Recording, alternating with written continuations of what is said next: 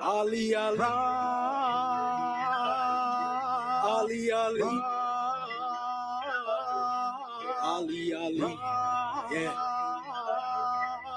I praise Allah for these lessons. I'm striving to be the message, and I thank Allah for his blessings. Ali was the circle 7. I praise Allah for these lessons. I'm striving to be the message, and I thank Allah for his blessings. Ali was the circle 7. I praise Allah for these lessons. I'm striving to be the message, and I thank Allah for his blessings. Ali was the circle 7. I praise Allah for these lessons. I'm striving to be the message, and I thank Allah for his blessings. Ali was the circle 7. I praise Allah for these lessons. I'm striving to be the message, and I thank Allah for his blessings. Ali was the circle 7. I praise Allah for these lessons. I'm striving to be the message, and I thank Allah for his blessings. Ali was the circle 7.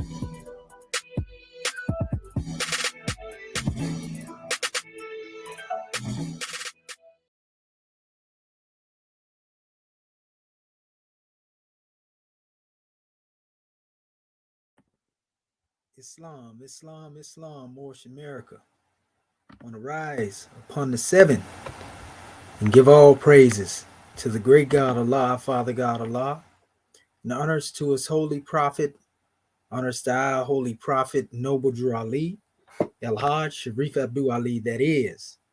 We give honors to our Moorish kin once again, here, there, and everywhere. Therefore, honors to all of you who are continuously honoring yourselves by being yourselves. We give honors to our Grand National Seal. We give honors to our Grand National Emblem, National Flag, Divine Constitution and bylaws, and honors to all of you who are indeed a living manifestation and personification of everything that our Holy Prophet brought to make us a nation. I want to welcome our family again to another measure. We have a grand live stream pardons have to be brought forth, to a live screen, so to speak. And we are dealing with the late night library of archives and wisdom sessions. And in this particular drawing, in this time, we're going to be talking about alchemy as it relates to the self. And there are many different forms of alchemy as it relates to dealing with creation. There are many different forms of dealing with alchemy as it relates to dealing with self-mastery, and so forth and so on. And by the time we get done with this special live stream, our family have a clear conception in relation to dealing with these special measures. In the common aspects, they speak of turning base nature or metals, so to speak, in the solids. Base metals in the gold, like we see, the special one in our chat, David Hejudi. I guess that's how, he would pronounce it. But the main measure is, this brother is actually speaking on particular measures. But you gonna have problem understanding what I'm talking about, grand man, because you got to give me a chance to give you insight into it. So and what I bring here, I don't intend for you to agree with it. We honor what your opinion may be, but we are here to teach the people what we're here to teach them. So you can sit here and listen like everybody else, and then we're going to open up the floor. And if you would like to come on when I drop the link in the chat, you're more than welcome to come into the chat, and come to the screen and demonstrate as well. As long as you respect for all as well. I don't demonstrate like other people. I'm gonna try to silence you and cut you off, and cause I don't agree with you. No, we don't demonstrate like that over here. We honor however ones may come, but that don't mean I have to accept what it is that you accept as your reality. You see? So we can agree to disagree as well. I'm not here to match wits. I know what I know, and you know what you know. So all is well. So what I'm gonna do, we're gonna start. We're dealing with the text. When we say late night library archives and wisdom, what this is dealing with the late night library archives and wisdom. This is a time where we can go into various books. It's more like a late night book club drawing where we have those, who would like to participate in it. We're going through various texts and mainly trying to show our people the universality that has been taught, by different people, dealing with different schools of thought. We know that there are mystery systems or mystery schools throughout the spectrum, of what we call different houses of spirituality. And so if you are interested into that, if you're interested in understanding, mysticism, esotericism, that's what this late night library session is about. That's what we dedicated to. Ain't got nothing to do with, what one believe according to their religious philosophy, whatever the case may be. However, we're going to take you into a high vibration that will hopefully unite our people. When we get into the science of esotericism, a lot of this is giving us the ability to do the work, within ourselves and on ourselves. I want to give honors to our brother Cali Cuz as well. He already know what time it is. Yeah, we finna get it in, brother. We've been having a lot of measures to tend to, but we ain't gonna fail on our promise, good brother, to bring this measure to the manifest. So tonight we're dealing with alchemy, and we'll go into the definition of that in a minute. But you will see, and actually I want to do this right here as well, because we were dealing with God, man, the Word made flesh. But I actually have another banner that I want up here, and it's this banner coming from our Moorish Holy Quran that's going across the bottom of the screen. Notice it states in this, we have the chemistry of mortal life, the ministry of death, and the mystery of deific life. Whether our people know it or not, these are actually 3 degrees of unfoldment that we deal with by being in this body physically. The chemistry of our mortal life is where the alchemy takes place at.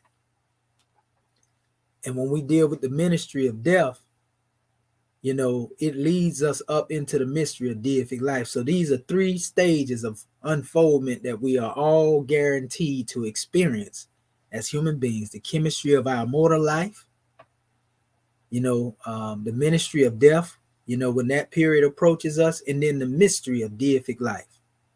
These 3 degrees of unfoldment, a guaranteed process of life. Now, whether we progress, in this process of living, that's on us. You see? So what is the chemistry of mortal life?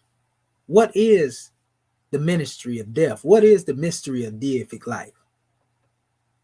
Because we know that when we deal with the concept of chemistry, and I'm going to give our people the definition right now, when we go into alchemy, we want to just show them what chemistry is real quick, so our family can understand the workings before we go into anything else. Let me share the screen with our family. Okay. We'll just share the entire screen for good measures. Okay. In the basic aspects of chemistry, what is chemistry? Chemistry is the branch of science that deals with the properties, composition, and structure of elements and compounds, how they change, or how they can change, and the energy that is released or absorbed when they change. So keep that in mind. That's very important. A lot of time when we're talking about chemistry, we're dealing with the periodic table. You see? Now let us go into the etymology, of the word chemistry. Etymology of chemistry. So it tells us here, you know what? We're going to do it like this here. Let me make sure my sound is sharing first before I do this.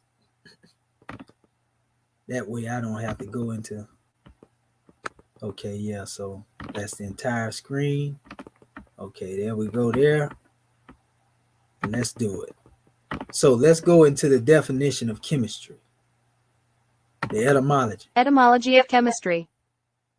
The word chemistry derives from the word alchemy, which is found in various forms in European languages. Alchemy derives from the Arabic word kimia, or alchemia. The Arabic term is derived from the ancient Greek chemia, or chemia, art of alloying metals, from chyma, kuma, fluid, from cheo, I pour. However, the ultimate origin of the word is uncertain. According to the Oxford English Dictionary, alchemia may be derived from the Greek, chemia, which is derived from the ancient Egyptian name of Egypt, Chem or Khm, Kame, or Khmi, meaning blackness, i.e., the rich dark soil of the Nile River Valley. Therefore, alchemy can be seen as the Egyptian art, or the black art.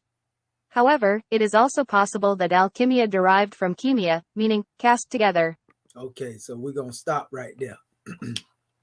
Now it's pertinent that we understand what's being said here, because many people, based upon this, say, okay, this is how we trace the word back, and then this represents a people called black, and this definition actually substitute exactly what I'm telling the people, that this blackness is referred to the soil or the Nile River. Nothing wrong with that, because we know that our body consists of earth, right? No big deal. However, the black earth and the black soil doesn't make you a black person, as far as dealing with your nationality, because we know there's no nationality that's called black. So we ain't got to get into that. But there is, particular essence of the universe, they would define in reference to dealing with this, in the level of dealing with what we call dark matter, dark energy, dark gravity. We can get into all of that. And all of these things actually have to do with chemistry within the cosmos. When we deal with the soil, in fact, in Arabic, they use a word, when man was being made from black mud, it says that he was made, it called, the Arabic word used is hamayim, hamayim, and hamayim, that's Surah 15, ayat 26. You know what? Better yet, I'm going to go there so that our people can see exactly what we talk about, and want to make it plain to our family. So let me do this real quick. Just give me 1 second. Let me close that up. And let me minimize that. We're going to close that out, close that out, close that out, close that out. And then we're going to bring you to the Grand Quran. And we're going to go to Surah 15, Al-Hajar. Let's go to ayat 26. Let me show you something. And based on whatever it is right there. So even though I called it off of my head, I didn't really have to use it, but I'm going here to show our family. So we show you, though we can say this stuff off our head, we're going to take you exactly what we make reference to. And I didn't even intend to go here, but that's a good thing. And if you understand right here, if you know Arabic, this is walaka. right? Walakad, right? Walakad. And Vili, right? Walakad, right? ولقد. Right? And this is Kalafna. That's KHLA, and that's another Q, right? Kalakna. خلقنا. You see? Kalakna, right? There you go. And you got in that, right? And then this is Nasan. Nasana. That's another word for man, right? Inanasana. Or some people might even leave this out and just say Nasana. Insana. You say insana, right? الإنسان. Right? That's another way of saying man, right? This is mean, right? Salsa, bil, salsa bean, right? Salsa bean. This is the sound in clay, right? Salsa, right? Actually, that's social in, pardon self, not the B. صلصال. Right? This is actually min, right? Which is just from, right? من. Right? And then this is ha. See, this is the H right here. That's HA, that's MA. Ha, right? Ma, in, hama'in, right? حمإ. Okay. And then, notice it goes into the altered black mud. And this is just going into the further aspect of it. And I want to say this is masinun, masinin, let me see, maus sin, maus nin, mausu nin, مسنون. masnun in. Okay, Islam. So nevertheless, I want to focus on this one. حمإ. Hama'in. So this word is spelled H-A-M-A, right? I-N. Hama'in. So that word hama that's used in Arabic would be synonymous with the same definition of what they use when they say ham. This is why you get the ham drawing. So we see you have black mud, and then you have, it says altered, and it has sounding clay as well, right? You follow me on this? And it says insan. Now, you know it speaks of Adam as man, but insan is another word that is used in the Arabic to refer to what is called a perfected man. It ain't got nothing to do with his physical. As actually at the root of the word insan is the word Nas. Y'all know the rapper Nas? That's the root to that special name. But they talk about the perfected man, which deals with the spiritual man, one that has been made perfect, as a result of spirit. So this is some powerful demonstration if you understand, but this is what it said that, man was created and molded from black mud. You see? So you see me transliterate this stuff right here, and then let you hear them say it so that you can get a grand drawing. And that's just a lesson for those who think that, we don't know how to go into the text, because we want our people to know that we with them. You know what I mean? So when you look at this word alchemy, and we can see a connection, you understand anything about sound shifting, you understand that this word pretty much stays the same no matter where you go. But we know that alchemy in and of itself, as we showed you in previous measures, a lot of it has to do with, understanding the chemistry of creation, the chemistry of the macrocosm and the microcosm. The macrocosm having to do with the universe and cosmology in and of itself, but we know everything that is in the universe, according to intelligent design, also exists within us. We know that the main elements that make up the body is hydrogen, nitrogen, oxygen. We also have carbon. You see, carbon. And so once you understand that, the carbon properties are the same thing that is found within the universe. Carbon, is also found, in the root of melanin, and so to speak. So it ain't strange when you get into these matters. So you have the chemistry of mortal life that deal with the cosmos, the chemistry that deal with your very makeup, the alchemical process, of how we come into being.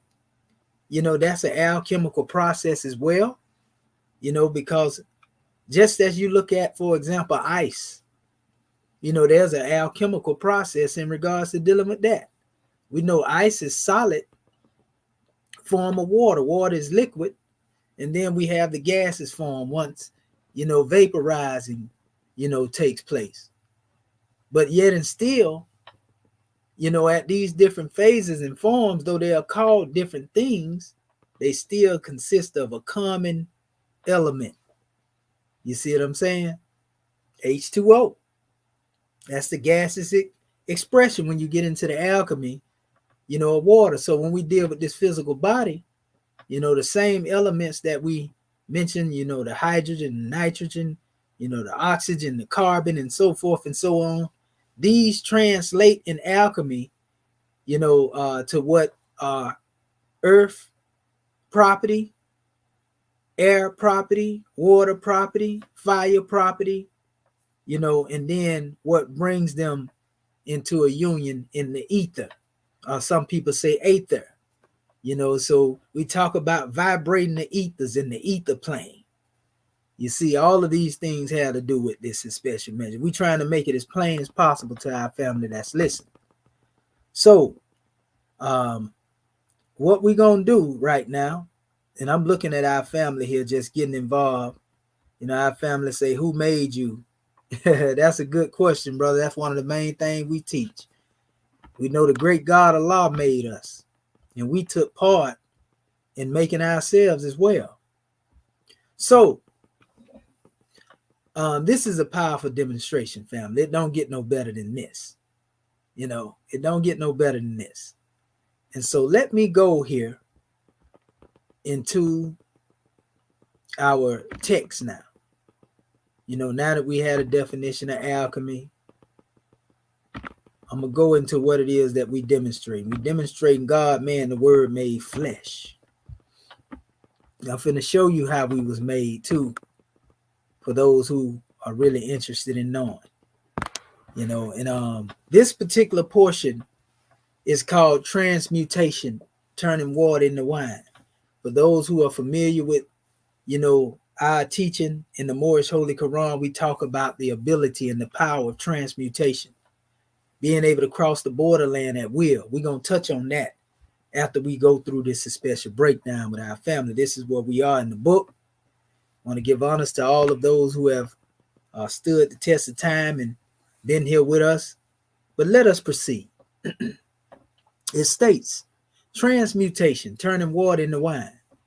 The Lord of transmutation has ascended the throne. Now, we're dealing with the chemistry of mortal life right now, right?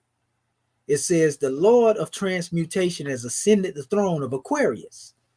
Now, we call this the age of benevolence in our calendar that we have. What they call the age of Aquarius, we call it, the age of benevolence when it comes to our 12-step ladder. So it says the Lord of transmutation has ascended the throne of Aquarius to rule the world for 2160 years. It says Aquarius is the fifth son, or the son of Jacob, or the circle, or to follow after is Dan in Hebrew for judge. For those who don't know what this is referring to, this all has to do with the zodiac, or what they call the world of little animals that deal with the body. But we are talking about the dendra expression. I'll show you exactly what I'm saying here too. I want to show our family the picture so they will always have something to reflect upon. Hold up. You know what? I can actually do it right here because I don't want to. Let me go back here. And I'll open up my tab over here. That way I don't have to go way over there.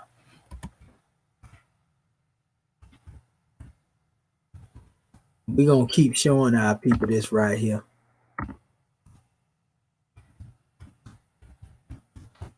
You know, because this thing go deeper than what y'all know.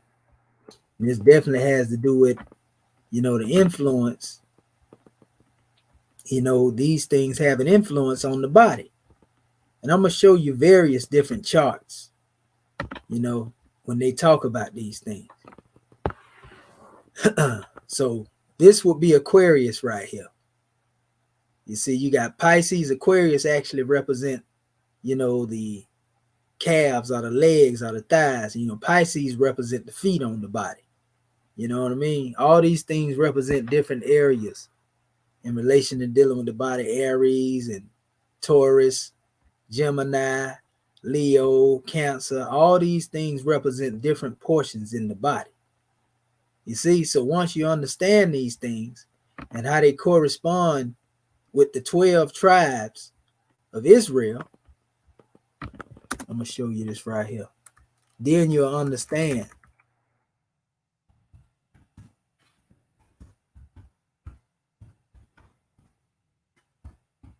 You'll see esoterically, you know, what these things represent. There are those who are already familiar with this information, you know, but if you go to a basic chart, they will show you, you know, that Aries represent the tribe of Gad, Taurus represent Ephraim, Gemini, Manasseh, Cancer, Issachar, you know, Leo, Judah, Naphtali.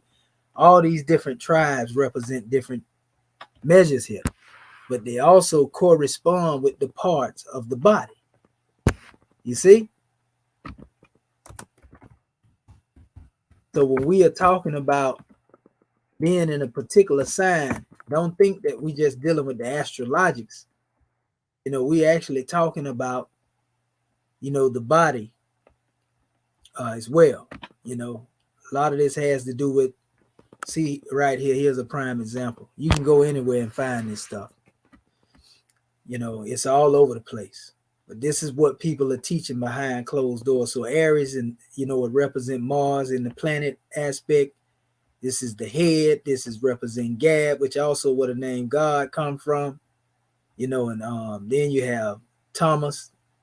You know, when you're dealing with the New Testament and they deal with the 12 disciples and all of them, they also have their correspondence too.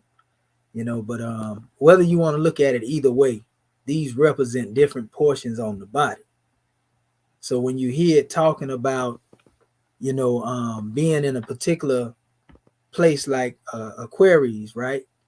And this is synonymous with, you know, one that was known as Dan when it comes to the tribe in the Old Testament.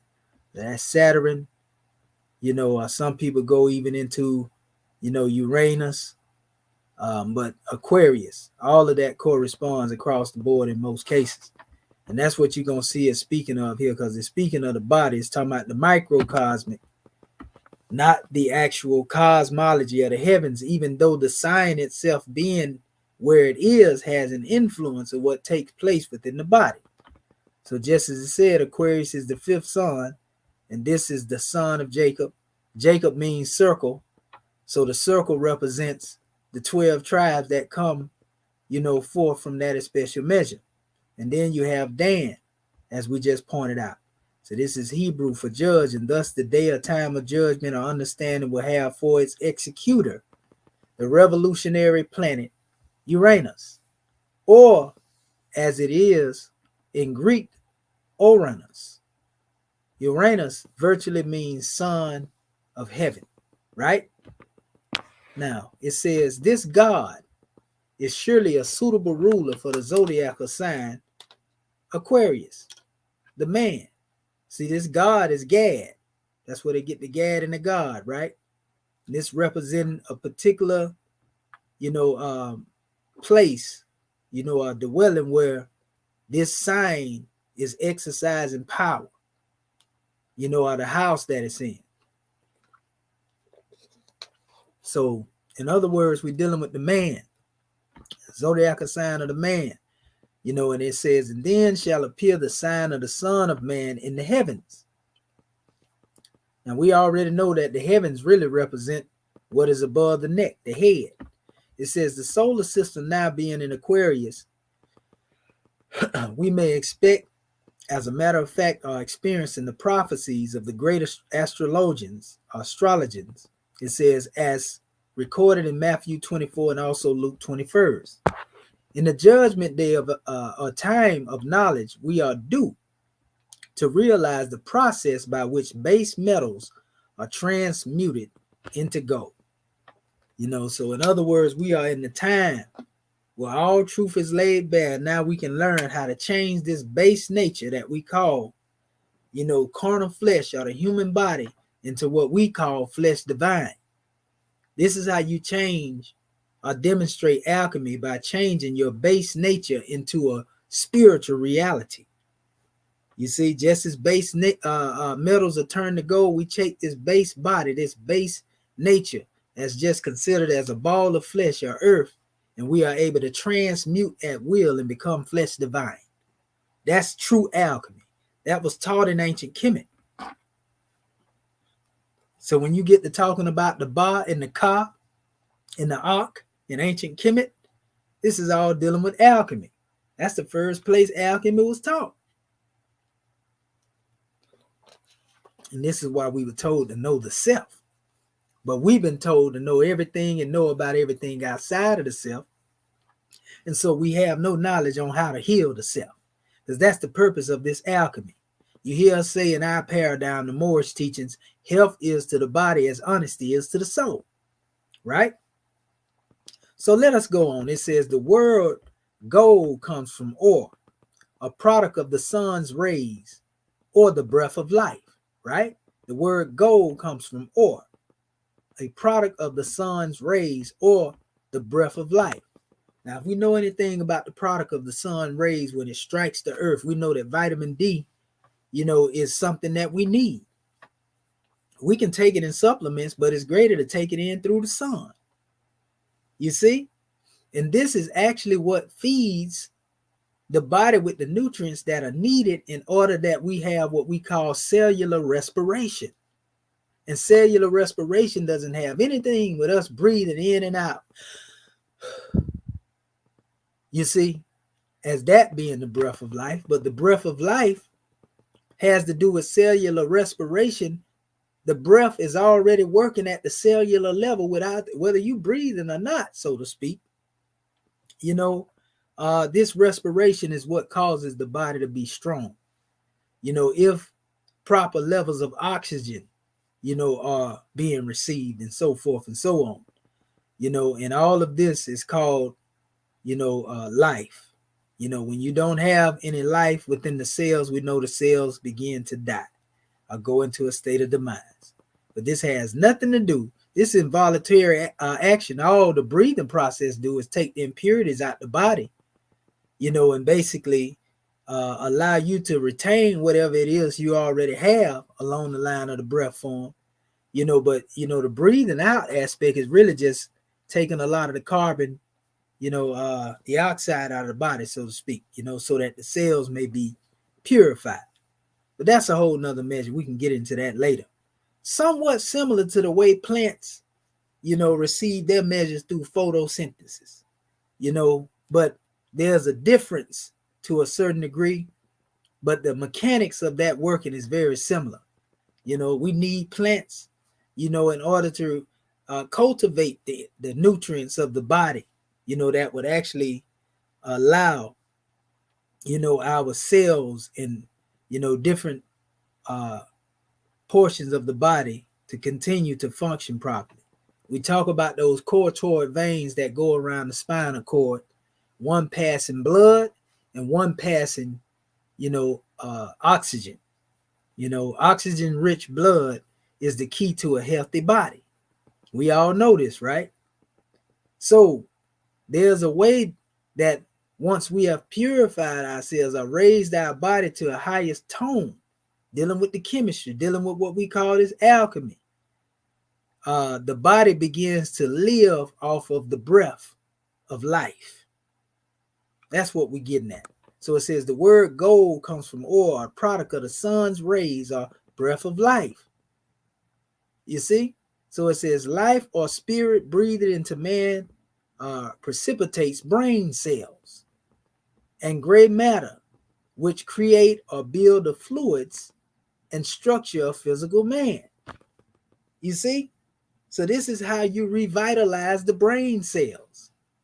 It's not by mere bread that you are taking, or food that you are taking into the body, but the breath that's operating at the level of cellular respiration. So it goes on, it says, or is the seed or the word or Lord, etc. So this is the real goal within you. You see, it is that special element of breath. We would call it in ancient Kemet the Ankh, the key of life. You will see pictures, and I'm going to show you this right here. I'm going to show you exactly what I'm talking about. Everything I say, I make reference to. I'm going to point it out. That way our family can see this here. A lot of our people know what the Ankh is.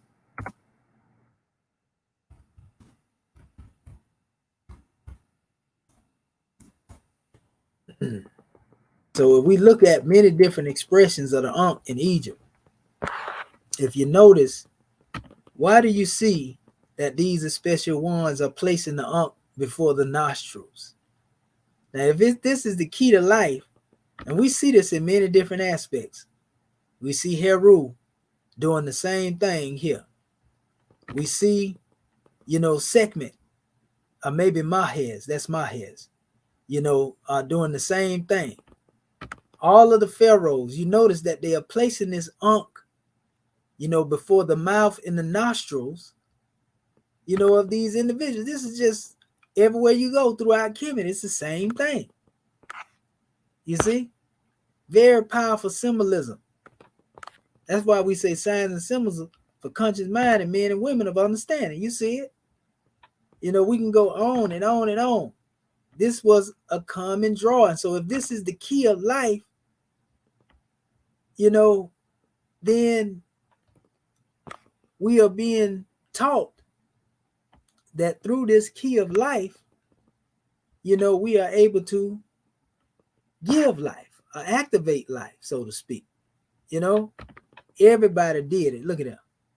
That Ankh being presented is being demonstrated. We can even show what an Ankh is being poured out in the form of like water, a libation.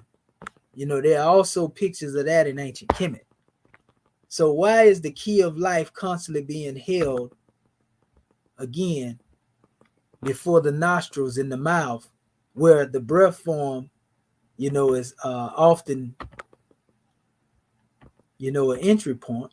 Why is this being demonstrated? What is the symbolism behind this Ankh? You see? I mean, we can go on and on and on and on.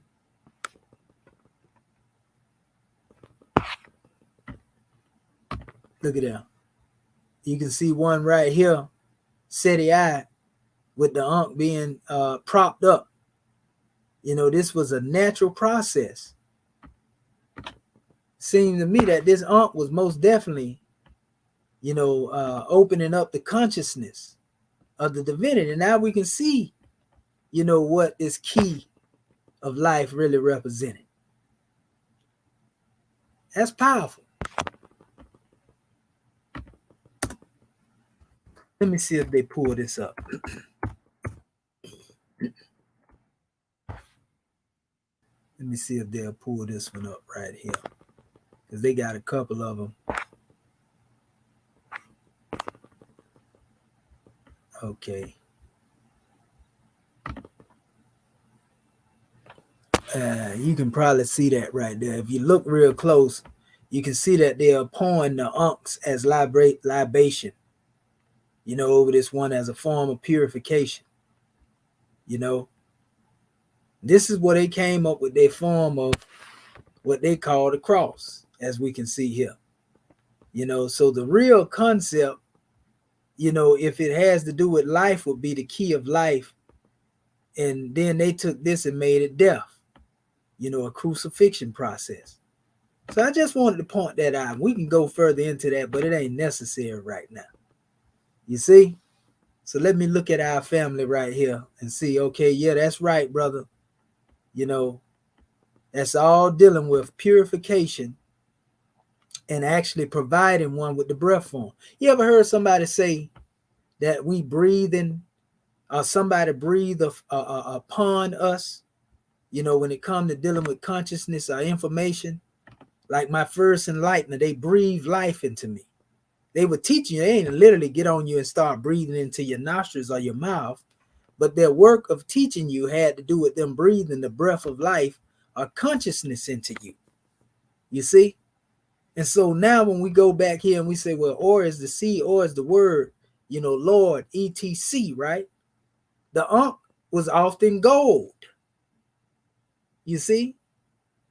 So it says in the beginning was the word, and the word was God. You see? In other words, if it has to do with a supreme being, then this represents, being able to bring life into existence. So if we have power and command over our being, we can speak life into existence. We can create as means of Heka, as we call it in ancient Kemet. We can speak our success into being. We can speak our greatness into being. We can speak, our divinity and coming into deific will and godhood into being, right? We're going to make it plain. We ain't going to complicate the simple. So it tell you God means power. But that power don't exist outside of you being on the manifest to express the existence of that power. Right now, if the Most High wanted to show you that he was going to build a nation, you don't see no supernatural acts coming out of nowhere and a nation just start being built, by some divine Bluetooth technology. This is actually coming from a man, some women and men that's going to build these nations. So the God is working through us. The principles are working through us. So the key of life and the principle of life is working through us. That's one thing that our ancestors understood. Let that be understood. May we understand that. So it says, thus the emanations from the sun, the basic material, are changed to gold. And the process eternally proceeding is being recognized by man at the present day due to the fact that the planet of gold, right, Uranus, is now ruling Earth and thereby bringing good judgment upon the people. So in other words, the reason why we are able to come into such clear conception, the spell has now been broken for some of our people when it comes to dealing with this age of information. The reason that this is able to be demonstrated and we are able to comprehend now at a greater state of consciousness than our ancestors were over 100 years ago, or 50 years ago. The reason why, because this is the time where alchemy and us being able to exercise the powers, of alchemy, is at its peak. We are able to transform this physical body, into being the gods that we are. Some of our people don't believe that because they've been told they was a nigger. They've been told they were Negroes. They've been told they were, some people say, the female dogs, a prostitute. Our people been called all types of things, brothers and sisters. And so we don't think that we can be what our ancestors were yesterday, but we are what our mothers and fathers were yesterday, our ancient mothers and fathers, without doubt or contradiction. We are the return of the ancient ones, people.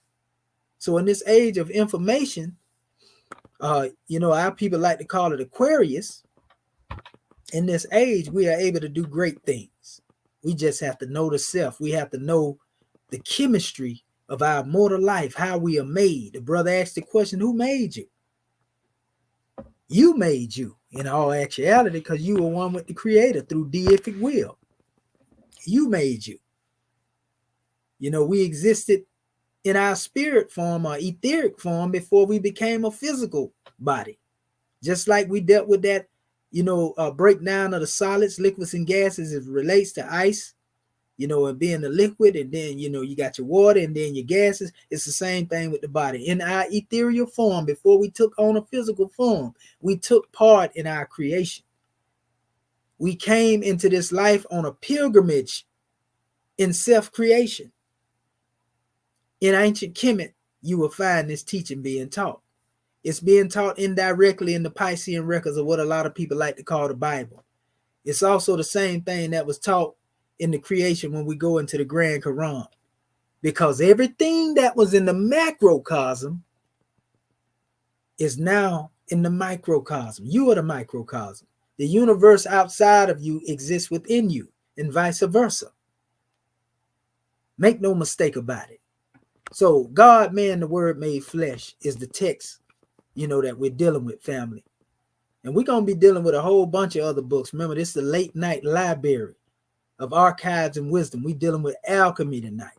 For those who have missed the previous sessions, you got to go back and look to them, dealing with the square. And we went into all these things, but y'all don't want to miss these here because we're giving it up. A lot of people don't want y'all to have this right here, you know, because this is dealing with self-mastery. This is dealing with building the temple of perfected man. This is why I keep trying to tell y'all over here, we ain't trying to browbeat you with no religion. We're going to tell you what's really being taught behind closed doors. Now, those who know what I'm giving you and don't want this to be done, they're going to try to make every nuisance on their post that they on my post that they can. You know, those of you who know what's being given to you, you know, and already been studying this stuff, now you know Brother Commission know what you knew as well. You see, but we have to lay a basis in the foundation before we get into this type of teaching to give our people some insight.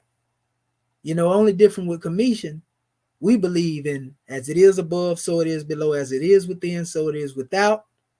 So we don't have no conflict when it comes to that. Right now, we're dealing with human esoteric physiology. So it says both in Greek and Hebrew, in any fluid, air or ether, it says was called water until organized. Then it was wine. Now we talking about transmutation, water into wine. The real meaning by turning water into wine has to do with turning this fleshly body into a higher medium as it relates to dealing with what we call flesh divine. In other words, when I say flesh divine, family, I ain't speaking of nothing spooky. I'm talking about the aura, the energy that comes off of us. Though you look like a physical or a human body, your energy is so high that the internal good or the internal greatness of you, you know how we say be great, is emanating from the essence of your being. So it's a halo. When people say halo, in most cases, you don't literally see that around you, even though it is an energy field around you. But you don't see it with the naked eye. But you can feel the vibration of the halo when you pass somebody that got a good spirit. Or if you got a good spirit, you pass somebody with a negative spirit. See, all that go beyond this physical body. That's talking about energy. So anyway, it says both in Greek and Hebrew, any fluid or air or ether was called water until organized. Then it was wine. See, somebody that think purely on the material level or dealing with everything physical, they can't do this. They'll never be able to change their carnal nature into something higher. They'll never be able to see anything beyond the body. So they don't know nothing about turning water into wine.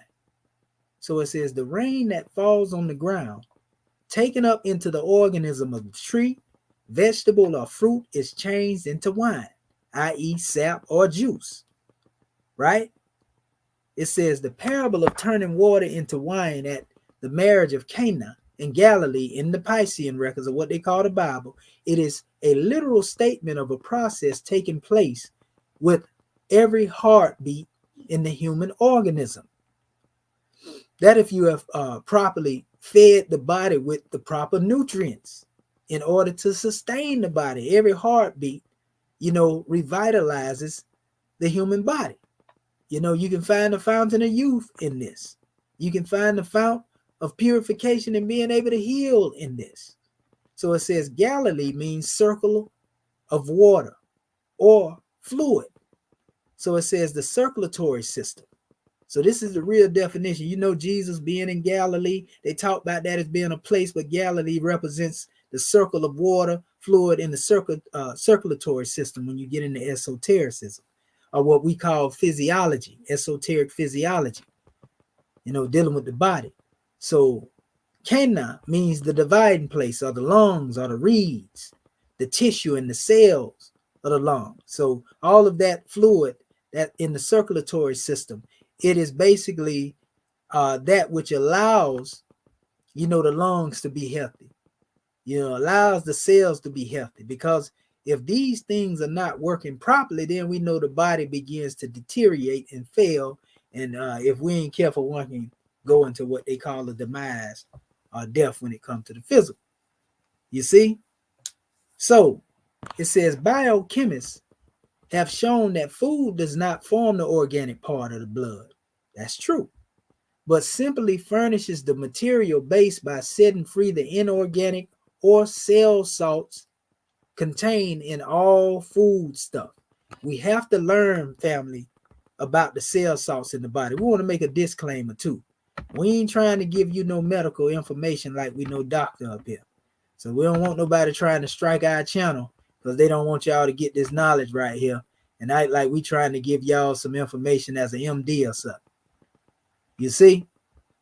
So let me show you. I want y'all to do research on this right here because every one of us are unique, you know, based upon the body, you know, your particular body, your sign. You know, all of these are your cell salts right here, family. These are what you need, you know, especially on the whatever sign you have. And I'm just hitting a random website because I know what I'm talking about. It's all over the place. There's information been out here, but our people don't know it. So here they also call them mineral salts, right? And then they correspond to with astrological sign, calcium fluoride, you know, and all these things have a function dealing with the body. These cell salts, you know, will basically revitalize. These are what you need in specific based upon your sign, so to speak. You know, we need all of them, but there are some in bases dealing with our sign, you know, that we really need based on our birth, you know, the time we was born and so forth and so on. If you have this knowledge, you know, that's up to you to do the research. I'm just showing you the different cell salts, you know, so they're showing you that the calcium and fluoride, which is calfluorin 6 times, is Cancer, calcium phosphate, you know, Capricorn, right? Then you got calcium sulfate, which is corresponding with Scorpio, you know, ferrum phosphate, you know, corresponding with Pisces, you know, they also refer to these as, you know, the 12 tribes as well, if you get deep into it, or even the 12 disciples, you know, all this corresponds in esoteric philosophy. So yeah, potassium chloride, which is calimur, you know, very important.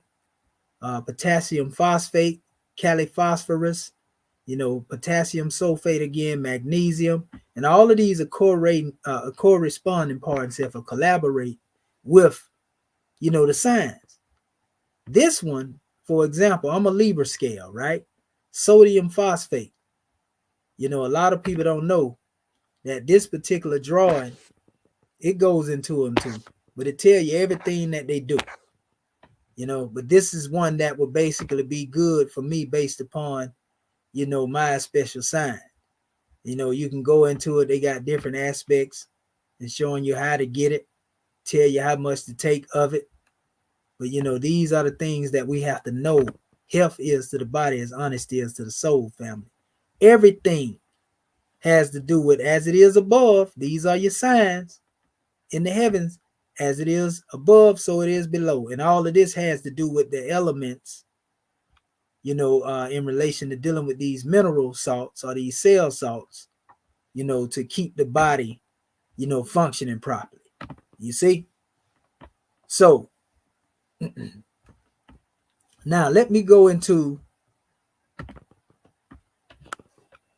the other portion here. It goes on. So it told us biochemists have shown that food does not form the organic part of the blood, but simply furnishes the mineral base by setting free the inorganic or cell salts that I was just telling you, right?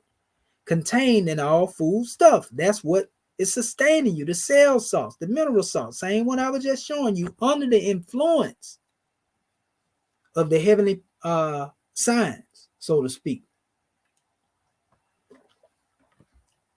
Our brother Elijah Poole Bay used to call them, in the theology of time in the Nation of Islam, he called them 12 major scientists and 12 minor scientists. The 12 major scientists would correspond with the signs in the heaven, and the 12 minor in relation to the cell salts. If you're dealing with esoteric, you know, we call them the 12 departments in the Moorish paradigm.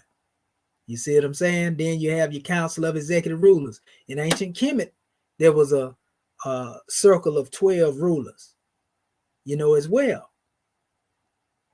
When we go into the halls of Asa, you will see it there. But, you know, all of this is dealing with the self. It's all dealing with the body. It's all metaphysical. You know, these texts are is basically being able to read the metuneta, read, you know, these signs and symbols within the self. All of them are impressions within your consciousness, within your body. Every text that you've ever studied on the esoteric level is directing you back to the body. This is the greatest, you know, scroll of life, so to speak, if you want to learn from it. And so after we get to a certain point, this is what we begin to study. Those who become masterminds, we study this text. We go into the aspects of reading the book of creation, the book of life, which is us. And then we are better able to raise our people up out of these other texts that we read, you know, for discipline, or we read, you know, for self-mastery, and we begin to be masters of self, and we're able to read the book of creation again. So it says the organic, you know, is actually, this is the best, you know, book as well of being able to learn how to heal ourselves, studying the self. Everything that a scientist do, or a doctor do, they study the human body. They study the human genome. They study, you know, the change in the DNA, the molecular structure, the chemistry of our mortal life. And often I would tell people, I've been saying this for years, if you're looking for a cure, anything, especially that befalls us and bring illness upon us, the cure is in us. It's just being a master alchemist and having the ability and the know-how of finding, you know, that special sequencing, you know, within us in order to reverse an illness, in order to bring us out of the sickness that we have. Because the sickness, in most cases, is already in us. A lot of people don't know cancer already exists within the body. But the health of the body and the way we take care of the body arms the body with the necessary, we'll say, immunity to fight these things off. So the body is constantly killing cancer cells. You see, it's constantly fighting, you know, we can say enemies, you know, within. It's natural for our body to do that. If you stop doing that right there, then we doing something wrong. So anyway, let me go on. I don't want to get too far into that. Y'all know what we talking about. The organic part, or fibrin, albumin, etc., contained in food, is burned or digested in the stomach, intestinal tract, and we know how healthy we have to have that with good bacteria and a little bad bacteria. You see, because too much of either makes the body either over alkaline or either over acidic. And that's where you know, we got to have a meiotic balance, you know, in order for our body to truly be in a state of what we call a healed state. It says to furnish motive power to operate the human machine, draw air into the lungs. It says Cana, thence into arteries, which are i.e. air carriers. Therefore, it is clearly shown that air or spirit unites with the minerals and forms blood, proving that the oil or albumin, etc., found in the blood is created every breath at the marriage of Cana of Galilee. So this is the water being turned into wine. Turn water into wine, meaning that if you're able to change that base nature, stop eating that garbage, stop overly indulging, in sexual activity, my brothers and sisters. Nothing wrong with procreation, but when we get crazy and we just start, casting out the life force, and we don't know how to deal with abstinence, all of this is leading to our illness. You crucified the Messiah, people. You killing the Savior within. So the Godhead you have now turned away from. And the Godhead has to do with, the root of what takes place in your brain above your neck. Some people like to call it the soft spot. That same soft spot in your head is where, the necessary oils are secreted if the body is not hindered from demonstrating that process.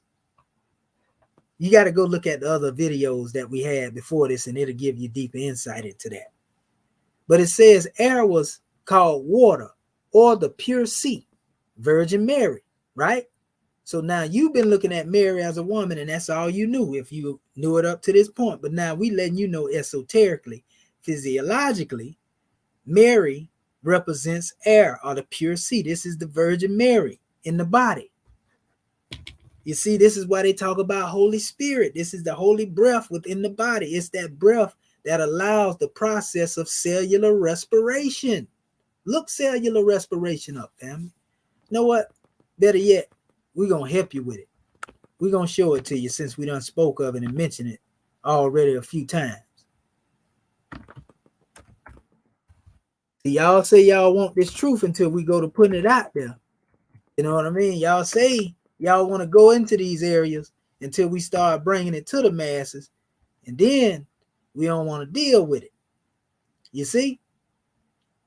So this is just showing different cycles, of the cellular respiration process, and it goes through every step, the glycolysis, right? The citric acid cycle, which is the Krebs cycle. I even broke this down. Krebs is like cherubs to me because of the way that, the Krebs cycle demonstrates. And this goes into the aspect of the mitochondrial matrix. This is all being demonstrated at the mitochondrial level. Cellular respiration, all a part of it. You see, electron transport chain, oxidative phosphorylation, right? And this is actually where your ATP and all your energy come from. That's if, you can properly transform the glucose, into pyruvates and, ACTL. And basically this cytoplasm, is then receiving everything it needs in order for you to transform, what you have taken into the body into energy. And you can demonstrate some energy, you see? And that's why it's talking about it right here, the release of energy during cellular respiration. What is respiration? This is the breath form. See how we talked about that gold or the light and the sun rays? Same thing like it's demonstrated with the chloroplast when you take that in, see the CO2 and the H2O, all of that stuff, man. We survive and we thrive off creation, and creation survive and thrive off us as well, family. This is why they'll tell you that vegetation is even best. Why? Vegetation is full of the vitamin D from the sun rays that are given, whether we know it or not. You see what I'm saying? See, when you get in, this is what actually caused your body to be able to live. Without this, you ain't got no energy levels. Without this, basically your body go into a state of demise. So there's a whole process in a chain. You got to study this right here. See, they even mentioned in here too, when I was showing this a few minutes ago, they got the carbon, that's C6. That's what that is. You got your H2O, you got your oxygen. You see, we are made up of all of these elements, and that's why it takes these same things when you go into a periodical table to sustain the body. It's a whole cycle, family. It's a whole cycle when it comes to dealing with this body. I'm telling you, we got to study ourselves. We better know who we are. That's why it told us in ancient Kemet, know thyself. Know thyself, family. Very important. So let me go back. So anyway, it says in the new age, we will need perfect bodies to correspond with the higher vibration or motion of the new blood. It says, for old bottles or bodies cannot contain new wine. Now you understand why you can't put new wine in the old vessels.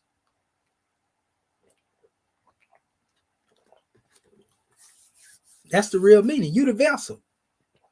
You have vessels throughout the body. We call them blood vessels. You know, a venial system.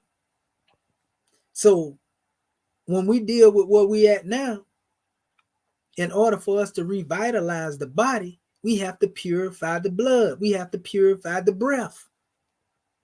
And this, again, is the process of alchemy, turning water into wine. Powerful. So it says another allegorical statement typifying the same truth, reads, and I saw a new heaven and a new earth. And I always say, i.e., new mind and new body. The heaven is the mind. The earth is the body. So you ever seen somebody that might have been on drugs and they was, you know, they tore themselves up, and next thing you know, you see them years later, they all healthy, you know, looking stronger than they was after they stopped doing what they did. That's just a simple change in lifestyle. But when you get on this special level that we talking about right now, when you truly change the way you think, when you change the way you eat, you know, we got to change the way we live. Like our brother Park said on Machiavelli. You see what I'm saying? Once we change all of these things, we create a new heaven and a new earth, family. The heaven is your way of thinking, and the earth is your body. You see? This is the real aspects of esoteric teaching. This is what they teach behind closed doors. They don't want y'all to know this, because they know when we teach y'all this, some of our people that can't comprehend, or not willing to comprehend, or not willing to change, they're going to be an outcry. Pseudo. This person crazy for teaching us this. And that's why they teach this stuff secretly. And they look at people like me coming to the public to teach it to you as basically somebody casting pearl before the swine. That's how they talk about our people, because they don't think you have the mind to be able to comprehend this. So therefore, they know if you can't comprehend it, if you feel like you are hearing something that you really have no knowledge of, you know, then quite naturally, if you don't want to learn, or if you have a complex about somebody teaching you because you want to learn yourself and you don't want to be taught, then you're going to fight the information. That's not just dealing with this information, but any information. If you feel like you have studied so much and you learn something, and then somebody come and tell you something that you have had no knowledge of, you don't want to feel like you're ignorant. You don't want to feel like you didn't know. You want to feel as if you already know this. So in most cases, our people like to fight against what they don't know, just for the sake of they don't know. Don't mean the information ain't right. They just don't want you to tell them. And that's why we have been so stagnated as a people. We don't want our people to tell us, but we'll let the European come up here and say the same thing I'm saying right now. And most of our people eat it up on a platter. But that's a whole nother level. So we ain't gonna get that. So now you know that the new heaven and the new earth represent a new mind and a new body. And this comes about as a result of you aligning yourselves, not only with planetary influence, but aligning yourselves with astrological influence. And we call it Dendra in ancient Kemet. You see? Because it came from Kemet before it came from the European. For they call it the world of little animals in Zodiac. It was in Kemet. Better yet, I'm going to show it to you right now in my website. And many of you don't know I have a website. Had it up here for years. You probably went to my website and didn't know it was mine. You know, but I'm going to show you right now. And you can go to it actually 2 ways. You can go to MoorishAmericanGovernment.land and you can come into the website. If you don't know about this website or you've been here, you know this is us right here. And you come right here. So you got 7 Seal publication, you got mag product, you got Ma'at. And that's actually Mathino's Arcanic Archives of Tehuti. That's what Ma'at is. It's an acronym, right? So if you've been to this website ever, 15 years ago, 10 years ago, we done made some changes in it. This is my website. So you hit the Ma'at tab, you'll find out what comes under that, 42 laws of Ma'at and so forth and so on. But if you go to the tab of Islamism, we also have the Emerald Tablets of Tehuti over here too. That's another measure. Y'all probably read those. But in the area of Islamism, you'll see the chart, of Islamism coming up here, which means that we draw from all of these schools of thought as far as the way we teach. That's why I teach from a universal standpoint. That's why I honor my paradigm, because we don't go against one or the other. We know the lofty teachings, and the metaphysics and the esoteric aspects behind them. We don't get caught up in the other arguments. This is the calendar, dealing with the signs or the dendera that I created, for our family. It's been up here for years as well, you see. And so when they look at these particular time periods and they call them, Taurus and Libra, we have the names that we deal with in our 12-step ladder. You see what I'm saying? And we go straight back to Kemet. We correspond them with Kemet. You see? So if we were to come here in January, this would represent Shu to us. This is 2100-year cycle age of science, which actually deal with a completion in the cycle, 25,200 years in the fulfillment of the age of man. That's 2100 times 12, which is 25,200. We round that 200 off, and you just have a 25,000 year cycle. But nevertheless, for example, we go into January between the 21st to the 19th. We have all set 2100 years the cycle age of religion. These particular cycle, like benevolence, the fulfillment of man, all of this has to do with, the 12-step ladder, that we demonstrate is more. So our Kemetic,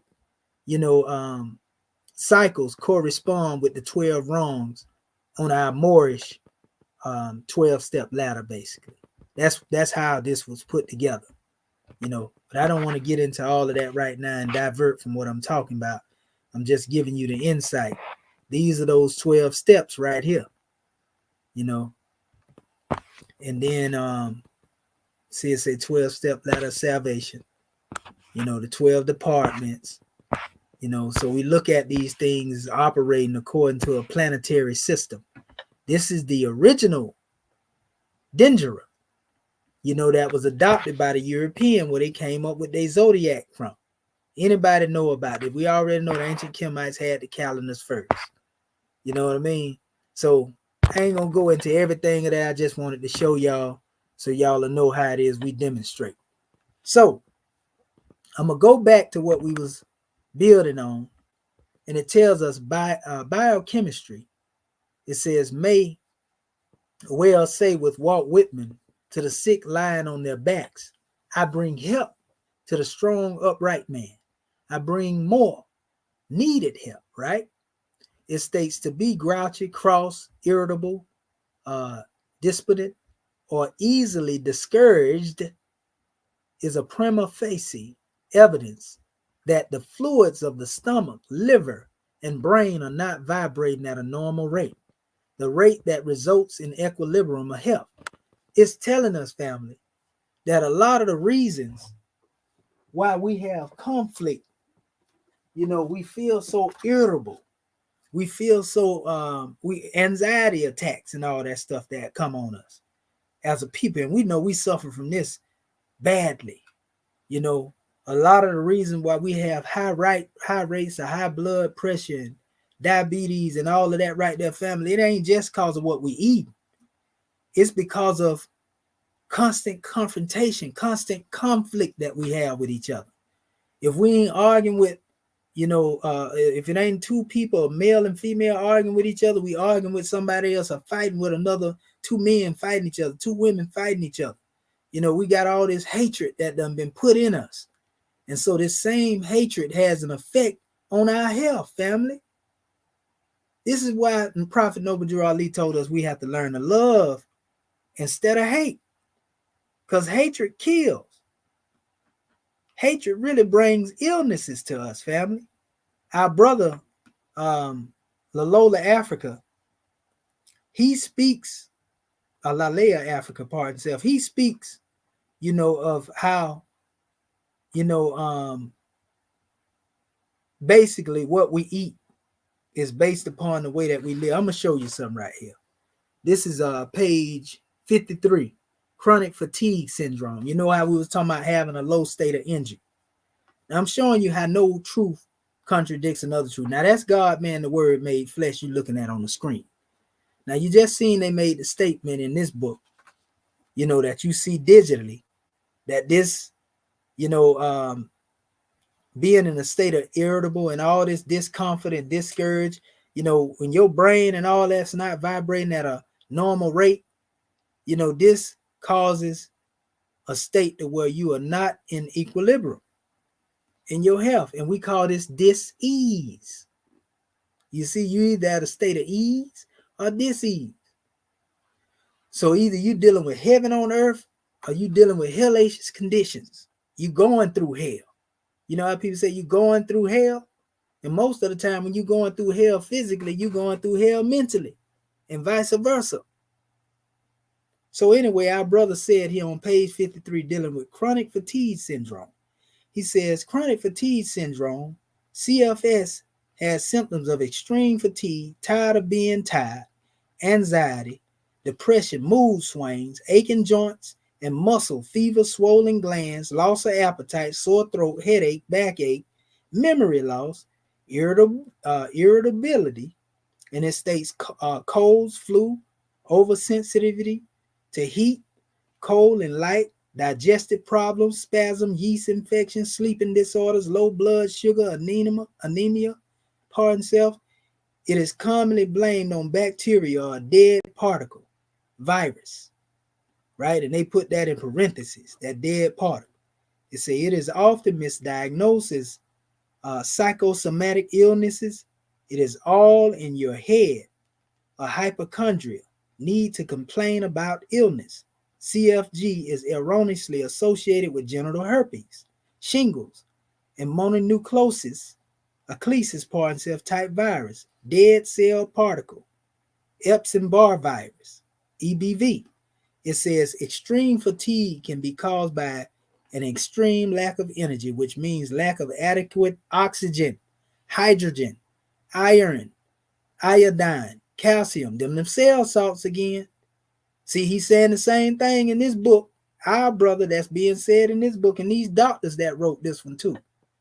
God, man, the word made flesh was wrote by doctors that was dealing with esoteric physiology. So it says, also it says an extreme deficient of energy occurs when the carbohydrates are not properly metabolized by the pancreas and liver, processed denatured synthetic foods. It says such as white sugar, bleached white flour, polished rice, drugs, salt mine, salt, kelp, etc. And fried foods weaken the pancreas and liver, resulting in loss of energy, fatigue. A weak liver fails to store glycogen, which means a lack of reserve energy. Remember, I was just showing y'all about the ATP and everything that happens when you deal with the process of what we call cellular respiration. It says a lack of reserve energy causes the adrenal glands to become active, and they burn out the low energy supply, resulting in double fatigue, energy drain. Junk foods produce small energy output, a large amount of energy drain and waste. Junk foods cause nutrient starvation, energy starvation, and fatigue. Aside from this process, junk foods dehydrate cells, tissues, organs, and bones, compounding the waste accumulation in the body. This also lowers energy output and contributes to fatigue. Drugs, illegal or legal, legal or illegal. It says junk food, synthetic chemicals, excessive estrogen hormones in non-organic foods and junk foods cause digestion to be too fast or too slow, resulting in inadequate metabolism and lack of energy. The highly acidic junk foods cause energy to be burned up quicker than it can be replaced. Acidity ages the body, which further drains the body of energy. Extreme low energy causes cells to die before they can be replaced or moved out of the body. Consequently, the dead cells or mineral salts, they go them cell salts, get impacted in veins, cartilage, arteries, nerves, organs, and bones. This causes an electrical drain, weak nerves, dehydration, electrolyte imbalance, rheumatism, arthritis, etc.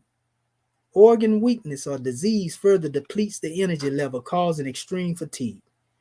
An inadequate diet, junk food, or non-organic foods, physiological weakness, and brain drain deplete melanin.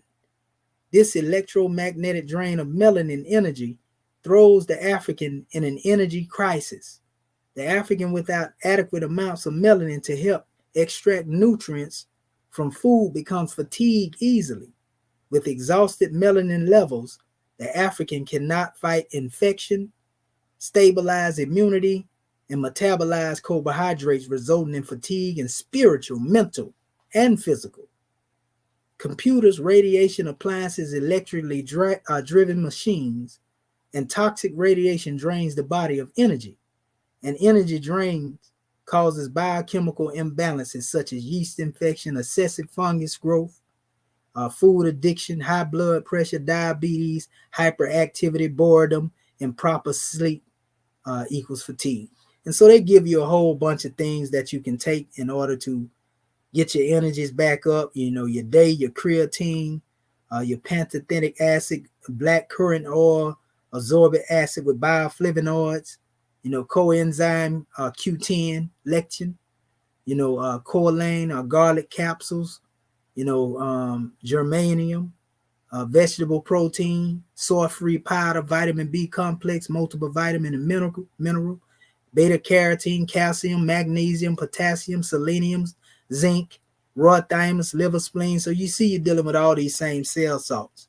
So they give you measures that deal with what build the glandulars, part and self, you know, the glands in the body, amino acids, you know, that are needed, herbs, food, homeopathic, and things. And the main tissue salt is phosphorus.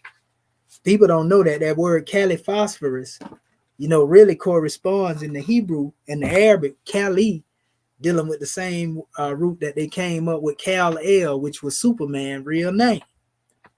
You know, so that's a whole nother measure. I got a whole breakdown on that right now. You know, so what would really make you Superman, Kal-El, you know, is that phosphorus, those elements that are within you. Not just a Superman, but a Superwoman for the sisters. You see what I'm saying? So when you thinking right, when your spirit is right, when you eating right, you in heaven. That's heaven on earth, family. You know, everything else, you know, is hell. And it's the God in you that will deliver you, meaning your God head, your God thought. When you start to think right, you can create a new heaven and a new earth for yourself. So it says, health cannot be qualified. It says poor health or good health. It says there must be either health or dishealth, ease or dis-ease. We do not say poor ease or good ease. We say ease or dis-ease, not at ease. A sufficient amount of the cell salts of the body, properly combined, taken as food, not simply to cure some ache, pain, or exudation forms, blood that materializes in healthy fluids, flesh and bone tissue. It says we should take the tissue cell salts as one uses health foods, not simply to change health to health, but to keep the rate of the blood, a vibration, and the tone of health all the time. So you ain't just doing this for the time being. I'm going to get myself right there and I'm going to start by eating like I used to eat. I'm going to start by going crazy. No, you do this so that you may put the body on a cycle. You know, because the body dealing with cycles come in all form. There's even a cycle when it comes to the rest. We have to reset the circadian clock like I just recently had to do, which is why I'm getting ready to end this measure in a little bit, because I got to stop staying up till 4 and 5 in the morning, because if you're eating right, but you still demonstrating that's still another area you got to work on. See, we got to be able to recognize what we dealing with imperfections at, you see? So it says, it goes on, it says biochemistry. Well, actually, it says we should take the tissue salts as one uses health foods, not simply to change the health to health, but to keep the rate of the blood vibration in the tone of health all the time. Biochemistry is the sign born pointing to the open country, to the hills and green fields of health, and the truth that shall set the seeking ego free from poverty and disease. So our people have been suffering from poverty when it comes to having the proper knowledge, on how to, sustain this body. They have been lacking therein when it comes to having the proper insight and education. And we already know the World Health Organization ain't going to tell you, because they make money off of your illness and your suffering and so forth and so on. You see? So it says conservation and transmutation obtained in all the commercial world. The force of falling water is transmuted into the product of the factories. Steam, the vibration of copper and carbon discs that turn night into day. The automobiles, chariots that run like lightning and jostle each other in the streets are effects of the transmutation of base or basic material. Even the engine, family. And the engine is really based off the body too, right? It states, on some fair tomorrow, when the subtle vibrations of the Aquarian age directed by Uranus shall have awakened and called to action the millions of dormant cells of the wondrous brain, man will, by the power of the lost word, right, restored, conserve, and transmute the mineral substance of his body, the soul. Ion, or John, it says, and with the product, the precious ointment, or Christ. So we can see that the mineral substance of the body is John, right, who prepares the way, and then Christ represents the oil. That's the substance that revitalizes the cells. It's a lack of oil. If you don't have that oily substance within the cell working at the cellular level, then everything becomes calcified. Your veins become hardened. Artery disease begin to set in and so forth and so on, because you just dry. There's a measure in our Holy Quran, or rather our divine constitution, where Noble Drew Ali say all Moorish Americans must keep their hearts and mind pure with love and their body clean with water. Now we can look at the bathing aspect and purification process, but it also has to do with taking in enough of the H2O in the body, so the body is not dehydrated. Because if the body is full of dehydration, then this is what causes the damming up, or damnation. You condemn yourself to damnation, because minerals are not able to be transported properly. So this is the real meaning of John and Christ in the body from a physiological standpoint. So it says, in other words, it says the triumph over the cross at Golgotha, you see, and ascend to the pineal gland that transmits the Christian sun to the optic thalamus. And we showed y'all this. Y'all know what a pineal gland is in the brain. You know what a pituitary gland. We know that this is Joseph and Mary.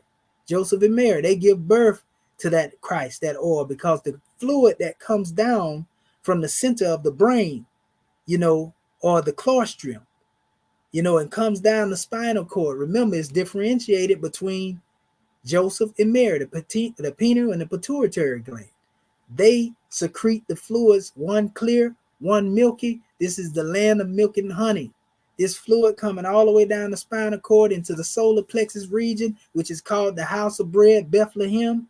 This is where the seed is born. And if this process keeps going on and it becomes a cycle, this seed always returns back to the Father to sit at the right hand of the Father. That means that it goes back up through, revitalizes the body. All of the cells are receiving this, and this causes a resurrection of the cells. See, this is esoteric physiology that actually has to do with being rooted in real science. These are real doctors now that put this information together. They know the body well. For those of you who don't have Gray's Anatomy, you better get it, because Gray's Anatomy gonna give you the ability to understand exactly what I'm saying. If you don't know your body right now, you upset with me.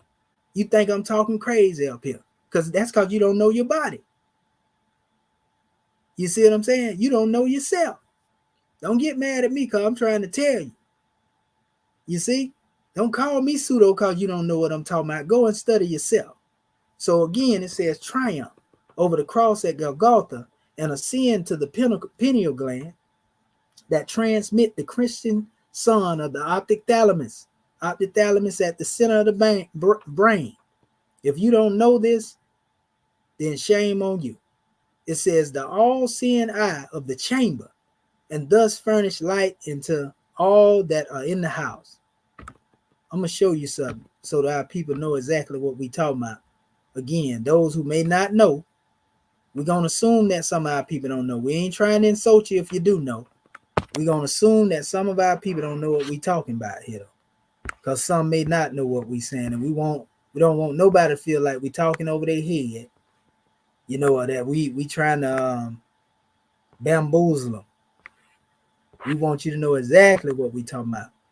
Just give me 1 second right here, and I'm going to go into my PDF that I put together. Oh, better yet, I'm supposed to be right here. Okay, here we go. So let me go here real quick, and I'm just showing you this for pictorial references so that you can follow me along. We're going to go right back here. I went into this before with our family, you know. Honest to all of those who've been following us and know exactly what we talking about. You know, I got to clean my files too. I got so much information of this demonstration being bogged down. So this is the thalamus. We showed our family this. You see, this is the thalamus here in the center of the brain. You've seen this, and they depict it as the eye hair root. You got the pineal and the pituitary gland as well. You know, the hypothalamus, all of that. You know, these are the things that have to do with your central nervous system working properly. You know, and this actually, I broke this down dealing with the thalamus as it relates to our Moorish Holy Quran, you know, where it was speaking of lamas. You know, lamas, you know, esoterically in my research would correspond with thalamus. You know what I mean? But that's a whole nother measure. I want to go here. It's talking about that spot in the head, the God spot, the soft spot. You see what I'm saying? That's your God spot, right? If you go into these words, like I showed you, thalamus, in our people probably seen this before. You know, dealing with Hecapta or the Coptic, this is thalamus. This means chamber. You see what I'm saying? And so once you understand this, you know how the thalamus work. You know, it also plays important roles in regulating the states of sleep and wakefulness. This is the thalamic nuclei and have strong reciprocal connections with the cerebral cortex, forming the thalamocortical thalamic circuits that are basically believed to be involved with consciousness. So when we purify the body, we eating the nutrients that we supposed to be eating.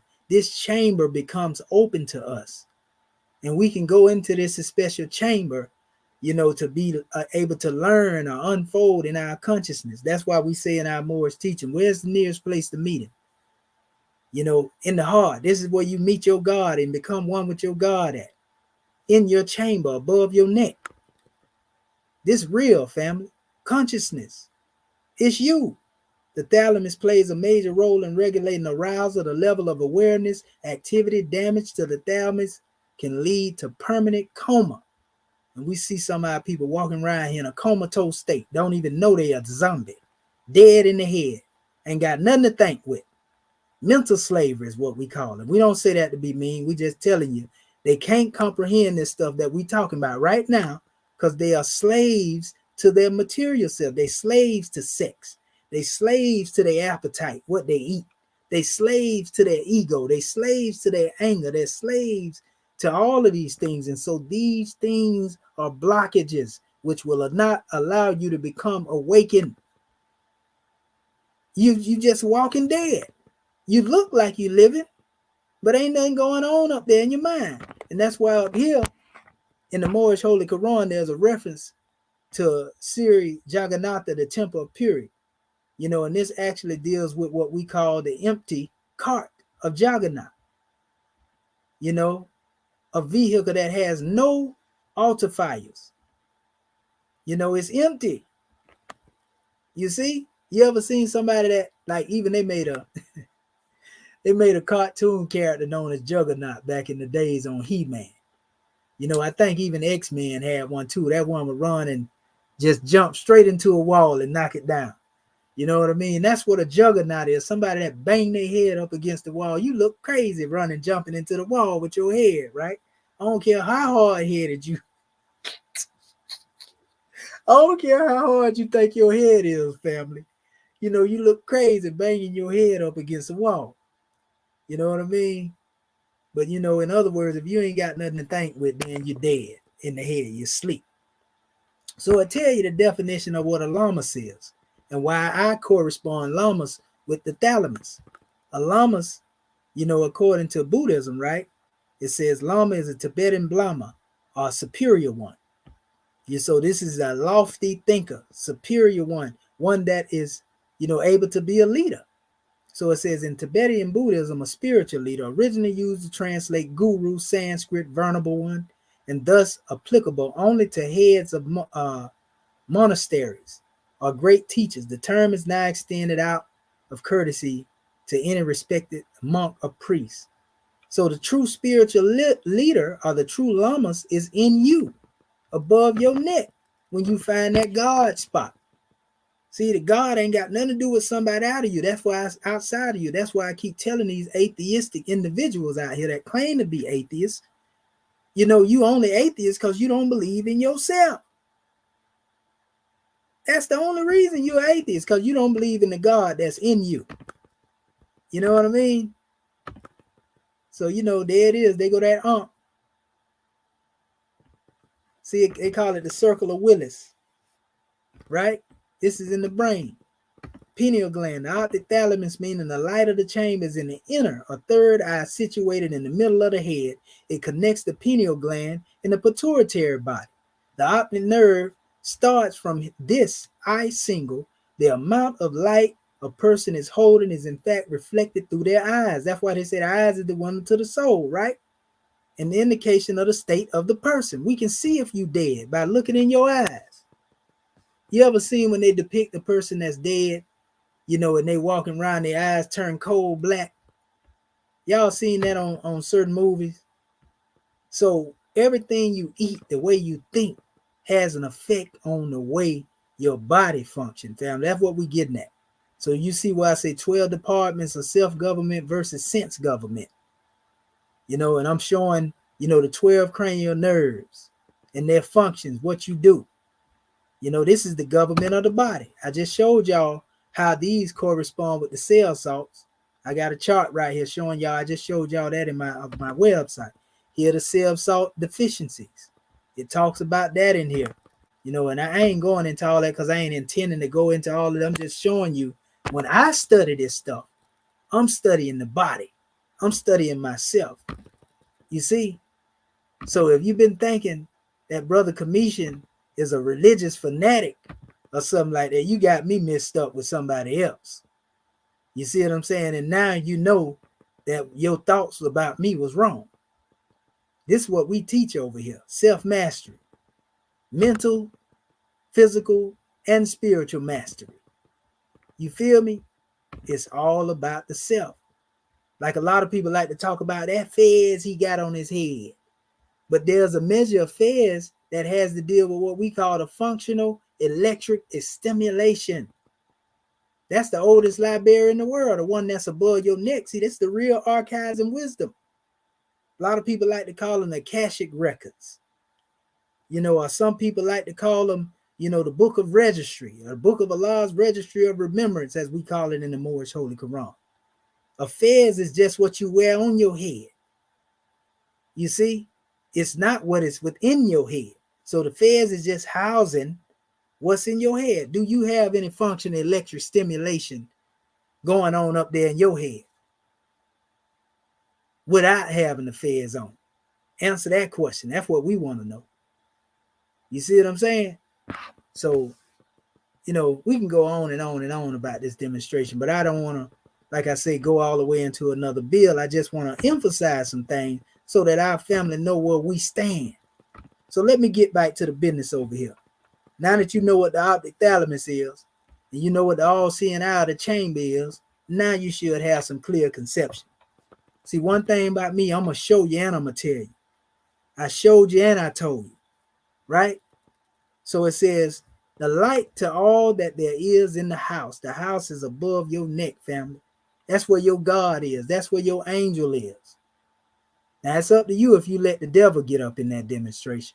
Because that devil is inside of you. It ain't got nothing to do with nothing spooky. Some being or European standing outside of you with red pantaloons on with hoof feet and a pitchfork. No, no, no. That ain't what we talking about, family. I'm sorry. So it says, in these latter days, our business world has been dominated by a great oil trust, petroleum, mineral oil, petrol, stone, rock, or mineral, olim. It says an oil was exploited and then by the law of transmutation changed into gasoline. See, that's an alchemical process, right? To bring about an energy source, right? So everything in nature, we can see that there's an alchemical process that brings about an energy source.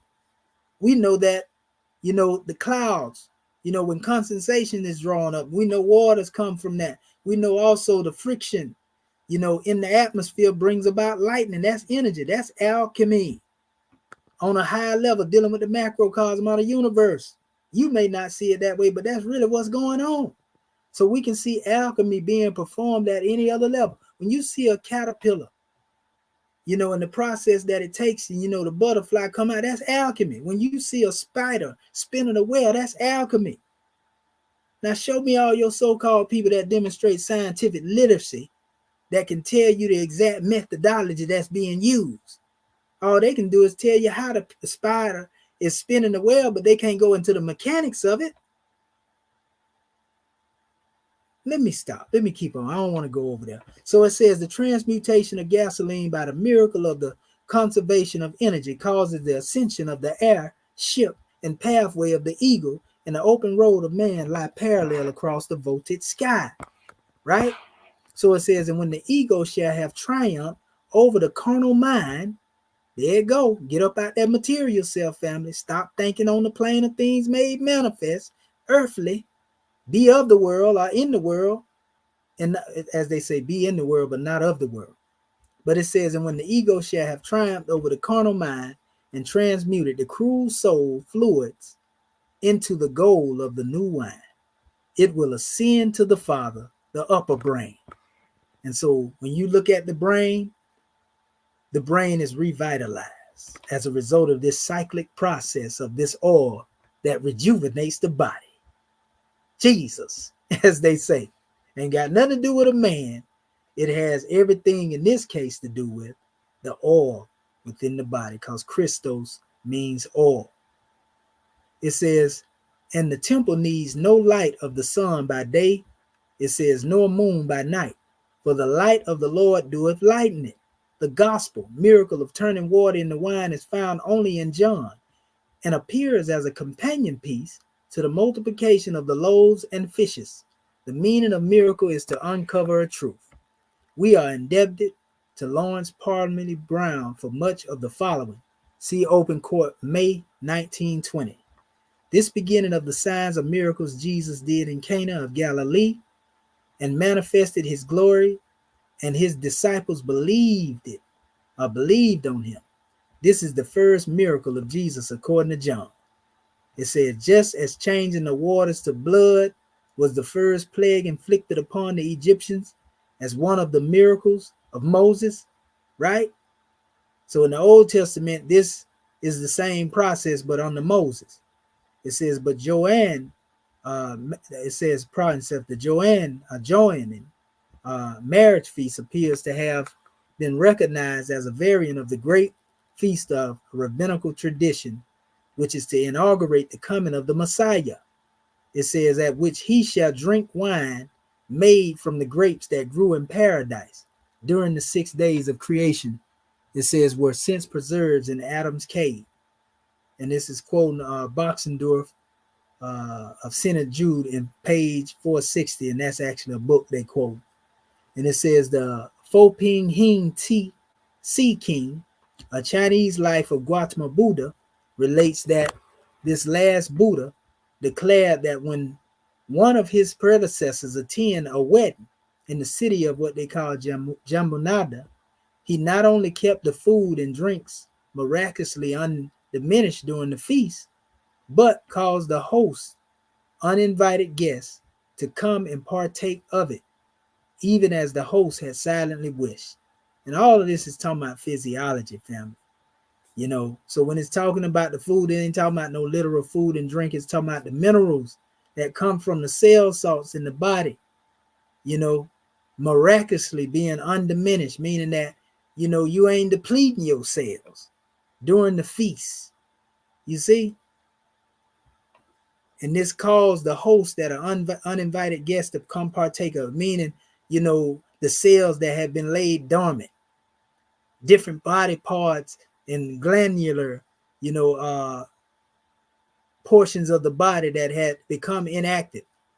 You know, see, that real enlightenment or that real Christdom has to do with the raising this body to a higher tone.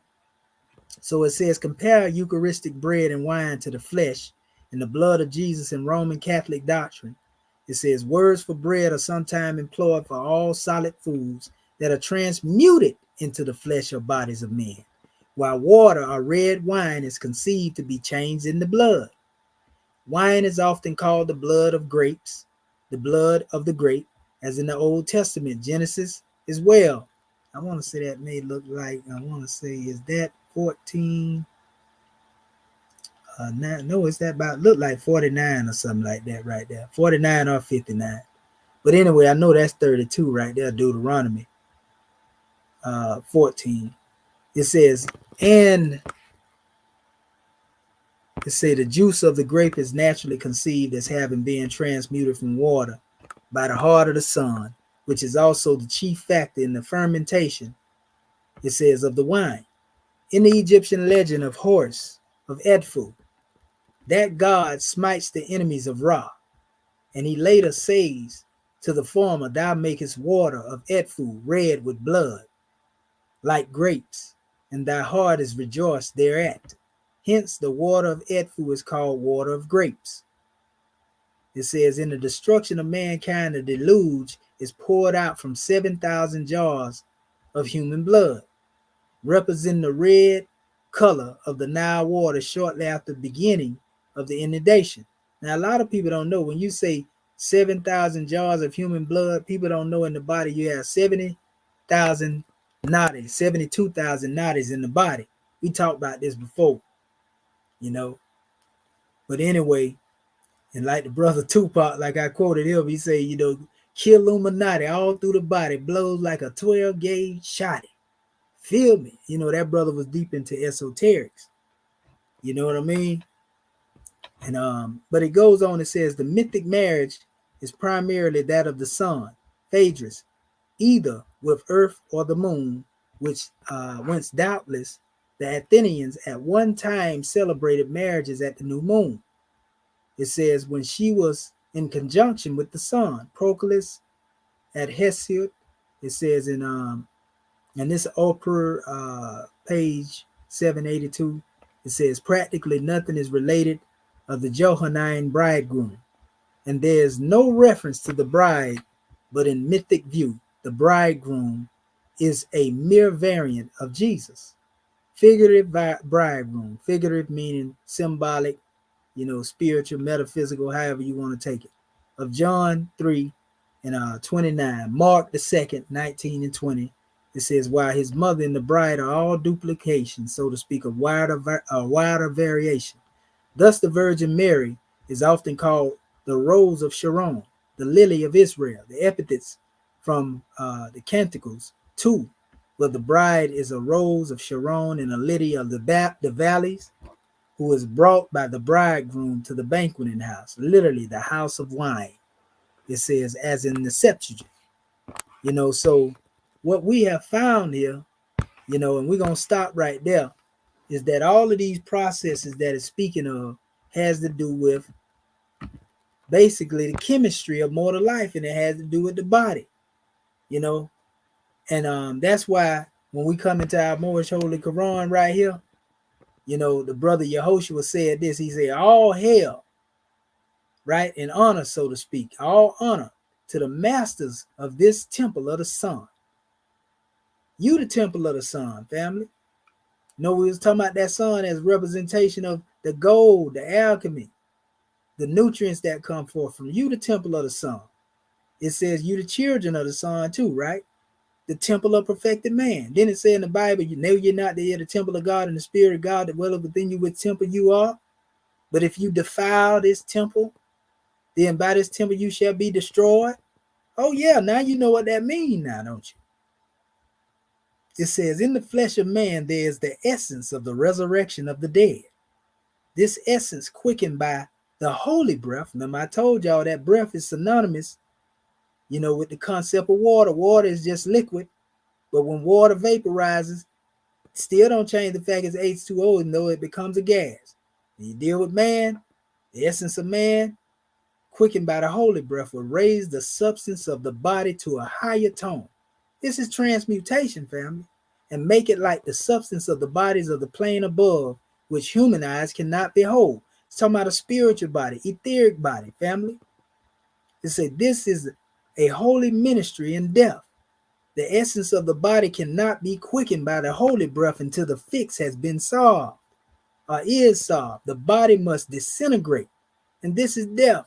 Now, that don't necessarily mean you got to physically die, but that's saying that you got to raise your consciousness above the sensations of this physical body, the carnal thoughts of this physical body, in order to come into God consciousness. You can say you God, but if you thinking on the level of Negro, if you're thinking on the level of being somebody nigga, or whatever you want to call it, you being what somebody else told you are, you saying you God, but you really don't believe that. And if you just don't believe in the supreme, we told you don't believe in yourself. So we know you ain't got no power to be able to demonstrate this type of alchemy we talking about right here. We ain't talking to you. We talking about the people that are true alchemists, like our ancestors were. Turn this physical, carnal-based body into something great. Tap into your fountain of youth, people. Tap into your divinity and master yourself and heal yourself. That's what we teach in my circle. I don't know about nobody. I can't speak for nobody. We ain't trying to take you to church or the mosque over here. We trying to tell you are the church. You are the mosque when it comes to dealing with the symbolic or the spiritual aspect. So anyway, it says, and then upon these playing substances, it says Allah breathes just as he breathed upon the chaos of the deep when the worlds are formed. So it's the Godhead that's breathing upon your cells that will bring about cellular respiration, people. This is all coming from your doing, your activity. You have the power to either create or destroy yourself. What you gonna do with that ball? You gonna shoot it or dribble it? It don't make no difference by you trying to be MJ, Kobe, or LeBron. You can talk about what they did, but have you found the God within you to be great? Huh?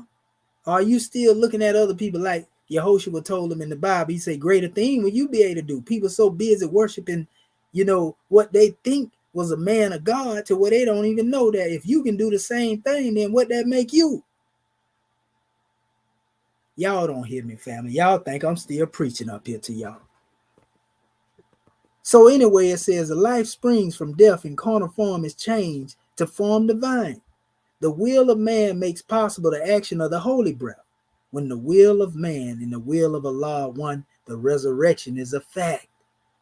So faith without works is dead, because if you become one with the divinity through deific will, family, then the resurrection of your cells, the resurrection of the glands in your body, the resurrections of the quality of your life, becomes a fact, family. That's what I'm talking about. If you heard anything else, you ain't heard me yet. So it says in this, see, this is why I ain't try to get on this particular drawing, because you get on this level right here, they be saying they want this. And so when you pull that age of Aquarius on them, or the whole age of benevolence, oh, this right here, he going too far now. You see, but when we try to talk to you about basic things, you know, you think that we just stuck on the carnal plane and we can't go there. So now, you know, we giving you what you want. I just hope you can wade in the waters, right? So it says in this, we have the chemistry of mortal life, the ministry of death, and the mystery of deific life. These are 3 degrees of self-initiation, family, coming through the womb or the portal of your mother.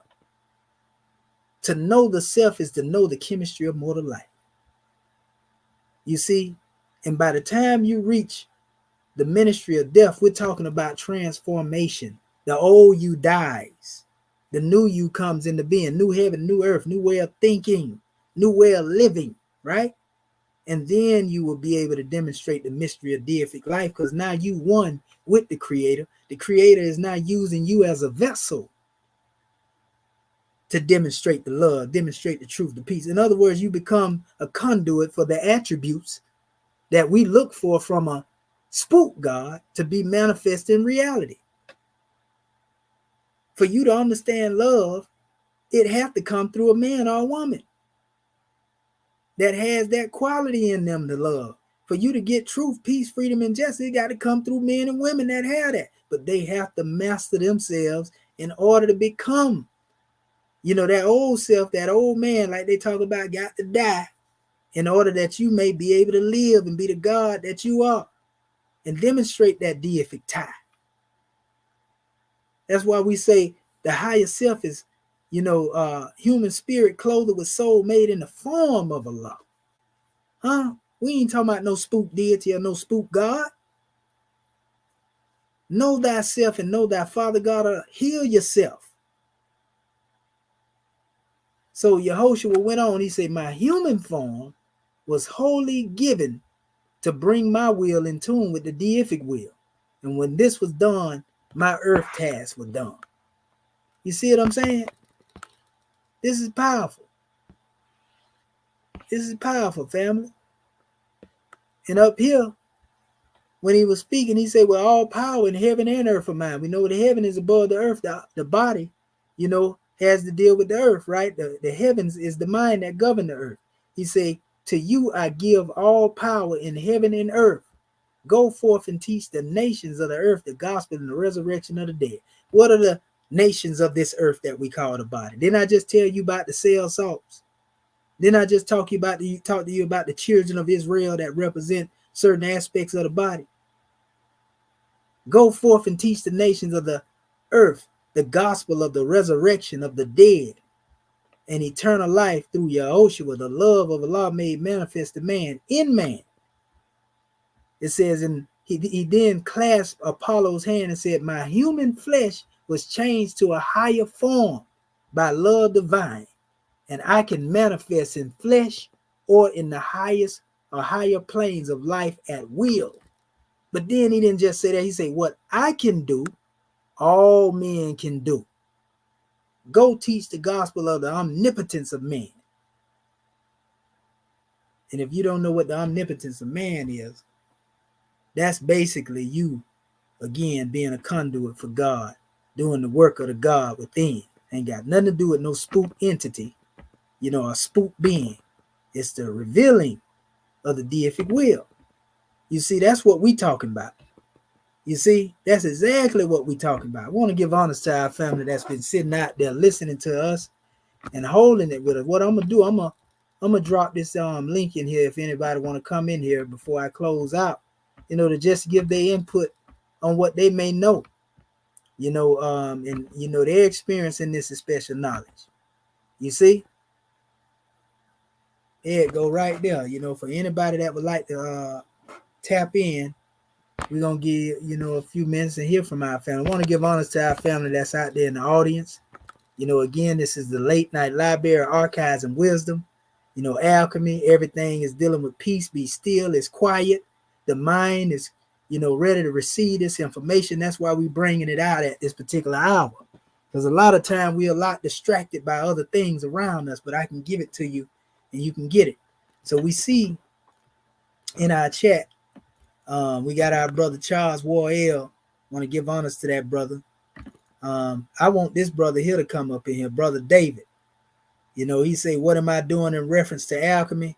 Now, brother, you have the answer to your question. You know what I mean? I'm working on myself. You know, the brother said here, and we'll go through this and see if our family gonna chime into the link by the time we get down through this chat. He said the medieval forerunner of chemistry based on the supposed transformation of matter. It was concerned particularly with the attempts to convert base metals into gold or to find a universal elixir.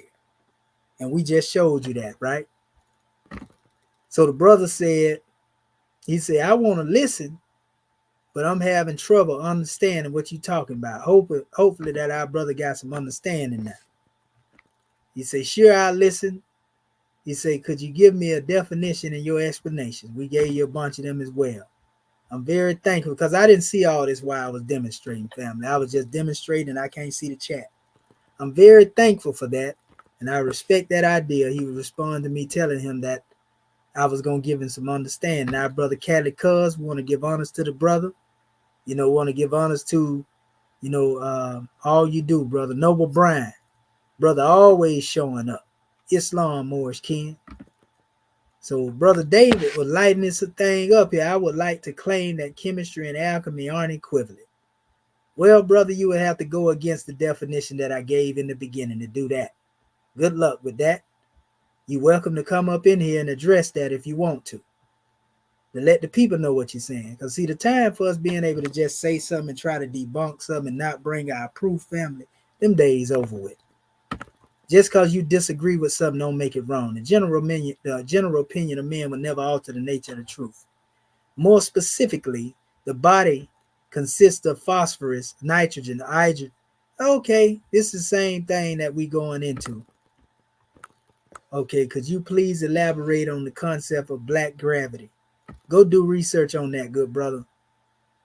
You know, you can actually look at some of my videos and I go into it too. I ain't trying to be condescending or mean to you, but the way I do it over here, I like to demonstrate and stay on the subject matter. You know, when I see somebody deviating from what it is we talking about, you know, that's not edifying the subject matter because people want to hear about what they just heard spoken on. You see, I'm not here to match wits with you or whatever, even though I'm familiar with those subject matters. You know, we can go into that. So Born Dog, want to give honor to our brother Born Dog as well. Brother asked me, what is my nationality? My nationality is Moorish American. And I hope yours is too. You asked me who made you, so you must be a Moorish American Muslim. You know, so he talking about that's what we refer to as physical change. So I guess he was getting into that. Could you explain the prevalence of subatomic particles in reference to your domain? I could have gave a whole measure dealing with the Fibonacci sequence and quantum physics and quantum reality, brother, but that's not what this class is about. You know, this is dealing specifically with transmutation and alchemy as it relates to the body. We'll deal with that at another time. We getting there. We're going to get there for you. You know, so it says, is there anything in the Quran that describes the ideas in reference to the atomic theory? Oh, yes, it is. Yes, it is in the Quran. In fact, when we go into the teaching of Yusuf Ali in his commentary, you know, he makes the distinction between the word khalaq, which deals with creation, and the word bara. You know, there's one that has to do with bringing creation into being from things that don't exist. And then there's an aspect that deals with bringing creation into being on things that already exist. You see? Yes, sir. So, let's see.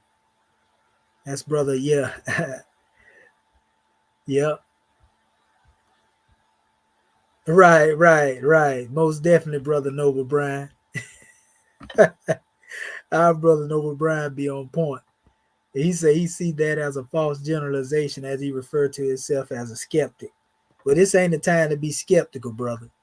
You know, we don't mind you being skeptical of what you do, but I'm saying you can come and give your input, but just have your input dealing with what we talk about, not going into another realm. We stick to the subject matter over here, brother. You feel me? Cali Cuz, you've been following me from the beginning.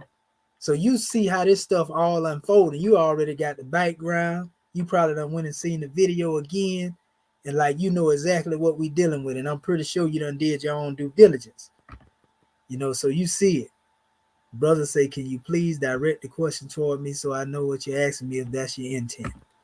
You know, see, this ain't nothing but a bunch of distraction right here, Brother David. I'm going to have to tell you that right there. I done put the link in here for you to come up in here so you can give clarity to the people now. And we definitely want to give honors to our goddess and queen, Sister Sakina, you know, for showing up, you know, at this hour, because we know the goddesses be normally getting in the bed, you know, and we getting ready to lay it down too after we get done through here, because I don't see nobody want to get on here. Noble Brian, I see he basically checking, you know, that is special one. I like that there.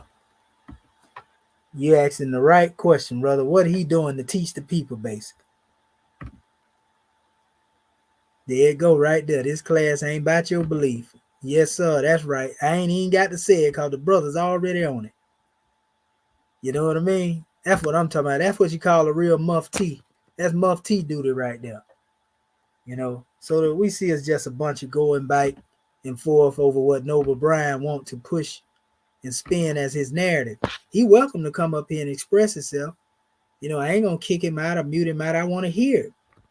But you know, we don't want to hear you in the chat, and you don't want to come up here, brother, you know, and speak your piece. You got a platform over here. You know what I mean? So we ain't gonna go through all those special measures. We do want to tap into this. Our sister Sakina, she gave it to you. The breath of life is the Ankh. That's right. That's right. Want to give honors to Brother Noble Brian for trying to get that brother some insight. Let's see what the brother said here. He says vibration in reference to ether or the physical vibration. Well, we know that energy and matter is the same thing in all actuality. You know, so when we look at the rate of vibration, well, we look at it on the etheric plane or the physical, we know the ethers are physical, though they can't be seen. You see, with the physical eye.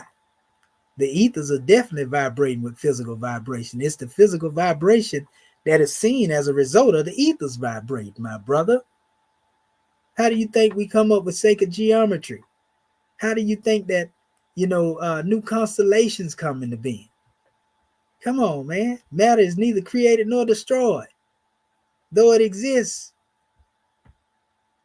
you can't see the wind, but you know the effects of the wind when it blows and you see some trees moving, don't you?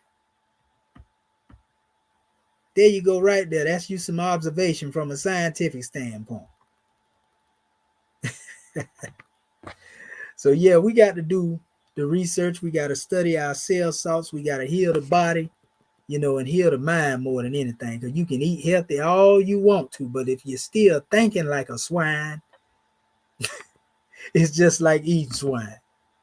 You know, so it don't make no difference if you're still thinking bad and eating good. You can eat good if you're thinking bad. That good eating ain't gonna do you no good. You see what I'm saying? Our sister Sakina in there representing. You know, Brother William Allen ringing the bell. We see. So yeah, that's where we at, family. Let me see. I think somebody made another comment or a few comments on. Yeah, the goddess. You know, Islamism. That's right, sis. We trying to give it to them, sis. We trying to give them every aspect and every spectrum because they think we limited to talking about nationality. You know, they think we limited in dealing with the concepts of what they think of as religiosity. But on all levels, we teaching them about themselves and they don't even know it. Beans and mushroom, yeah, all that's good for you. That's right. Oh, our brother say, you know, he want to know what we replace it with. To be honest with your family, it's good to overall be able to overcome the taste of dealing with sweet things. But some of the things you can take is a natural stevia, not that old processed stuff. If you want to just have something to deal with your taste buds, stuff like that. Some people talk about cane sugar and whatever. Me personally, I'm over the need to have a whole bunch of sweet stuff going on. But a lot of those things that have no sugar, if you get the right thing from a natural or whole foods place, sometimes you can find certain things in Walmart. You'll be surprised at what it is that you can eat.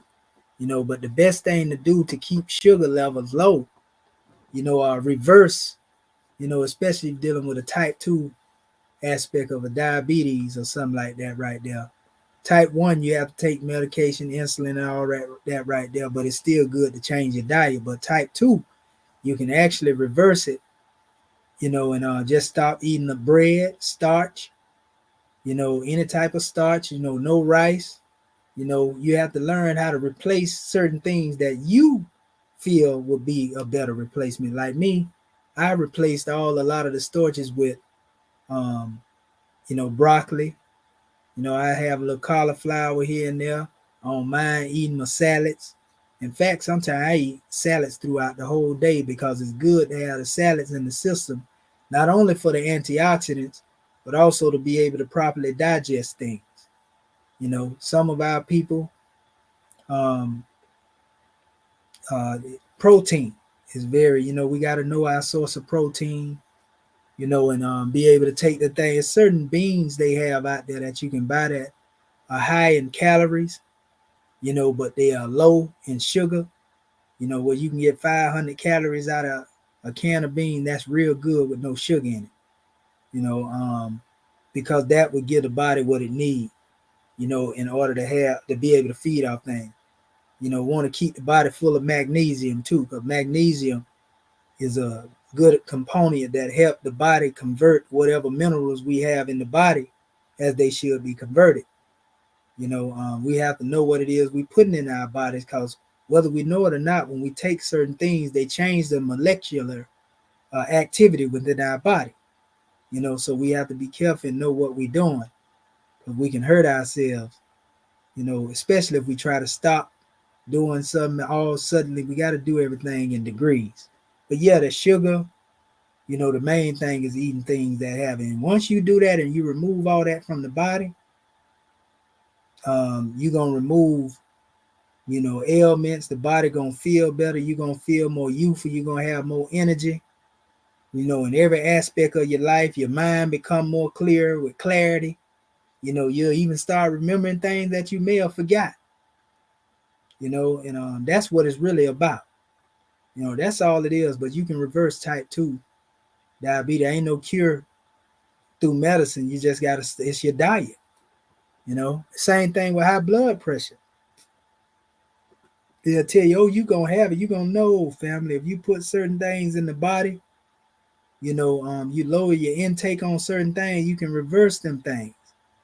But that's what happens when your body has been set in a certain mold, or it's been offset or overthrown for so long, it gets used to being in that particular state. That's when it becomes settled in. But you can bring yourself out of that state by changing your lifestyle. And then once you change your lifestyle and levels drop, in cholesterol and high blood pressure and blood sugar, once your body, resets, everything else, the cells and all that begin to respond accordingly. Even a lot of time when people have, the different beta cells that deal with the pancreas and all that right there. When you have things not working, they act as if they don't, but you can actually reactivate, those cells in the body, that cause, the pancreas to do exactly what it means to do. You see what I'm saying? So that's what it boils down to. Nothing wrong with finding supplements or whatever, but if you can find the supplement, in food, that you eat, that's the best thing, family. We're going to have to start growing our own food. Well, yeah, most definitely. Well, high blood pressure, brother Noble Brian, a lot of it has to do with cholesterol levels. That's why we got to eat healthy fats, like avocado and, different things. We got to eat certain fruits with antioxidants in them, and this oxygenates the blood. That's what we was talking about in the whole breakdown, turning water into wine. Once we can oxygenate the blood, and get the proper balance between the blood flow and the oxygen in the blood, this will revitalize the whole body. But high blood pressure causes from a thinning of the arteries as well. And then the calcification of the arteries, because if the arteries get real hard, and then you have like calcium deposits build up, it become like bones inside of your arteries. And you already know if one of them demonstration break off and go up into your heart, that's what causes heart attacks. If something goes up, and causes a blockage in the clots in your head, then that's what causes strokes. You see, so we just got to be disciplined enough to say why we have the chance now. Because once you have a stroke or a heart attack or whatever it is, it does damage to the body unless it's mild. But the better we are able to catch it before it get to that point, the better off we are. So we just got to be careful with what we eat.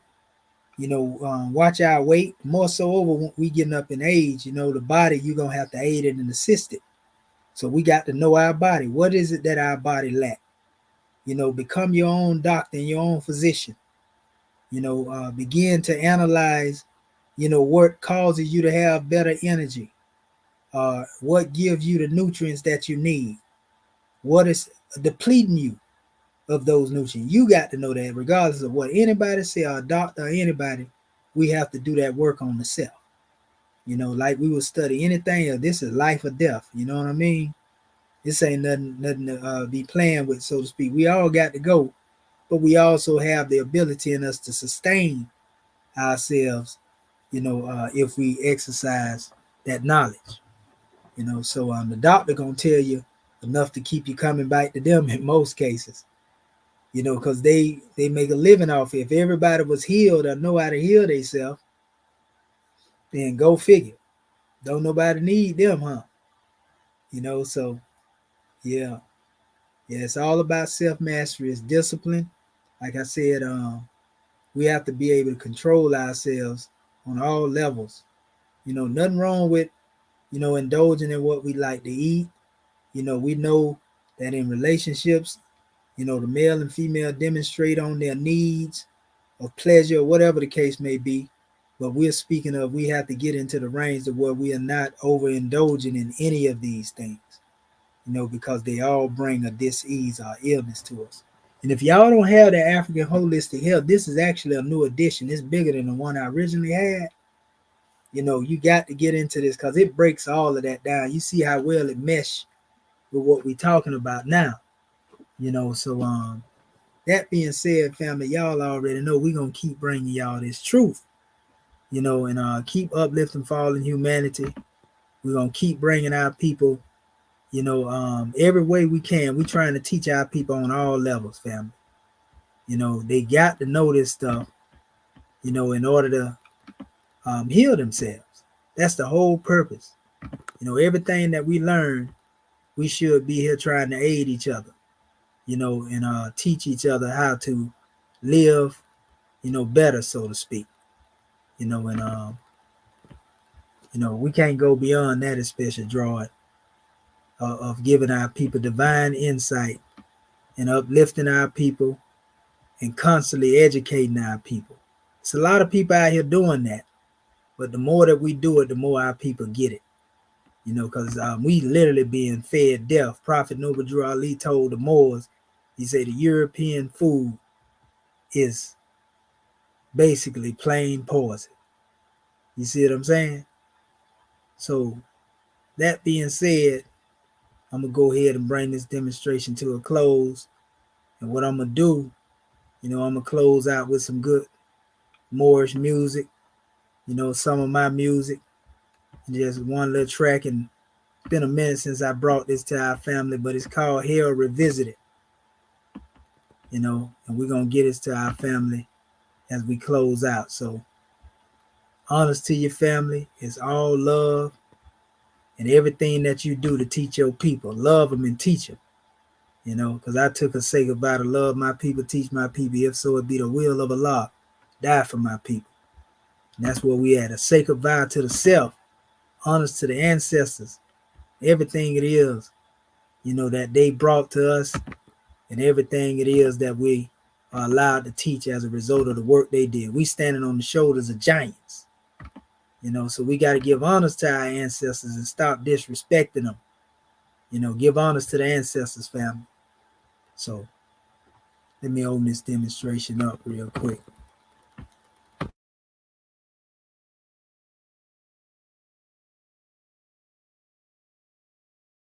Do you want to go to France? Travel Ali, Ali. Yeah. Ali, Ali. You know, we've been talking about living in the last days, you know, and watching hell unfold right here in front of us. Ali, Ali. You know, Ali, Ali. but when the truth is on the manifest, Ali, Ali. falsehood must flee, you feel me? Ali, Ali. Brothers, we living in hell, can you tell? Just take a look around. Trumpets blown, but then we hear the sound. I guess we still wait. It's hell revisited, witness my word. Let's free our souls from this penalty. Brothers, we living in hell, can you tell? Just take a look around. Trumpets blown, but then we hear the sound. I guess we still wait. It's hell revisited, witness my word. Let's free our souls from this penalty. I see no future as an adolescent. My head was solidly still, so my mother was stressing. Cursed with this blessing on September the 27th. I was convicted from the boom as a young felon. Daily rebelling, see my only father was my crew. A group of thoroughbreds, a few dead, but they was true. And I thank the Lord for pulling me through. Despite the madness, I'm never neglecting the youth. And sleeping masses, we bleed from a single wound. So why not heal together? Cause in the meantime, it's getting better. But see, this game won't last forever. I seen a change in their policies. So pay attention to my prophecies. And please, let's give the babies a chance to grow and breathe. And with these lows, we can feed more. Believe, when will we ever learn to love ourselves and see that hell is a cell filled with black brothers, we living in hell, can you tell? Just take a look around. Trumpets blown, but then we hear the sound. I guess we still wait. It's hell revisited, witness my word. Let's free our souls from this penalty.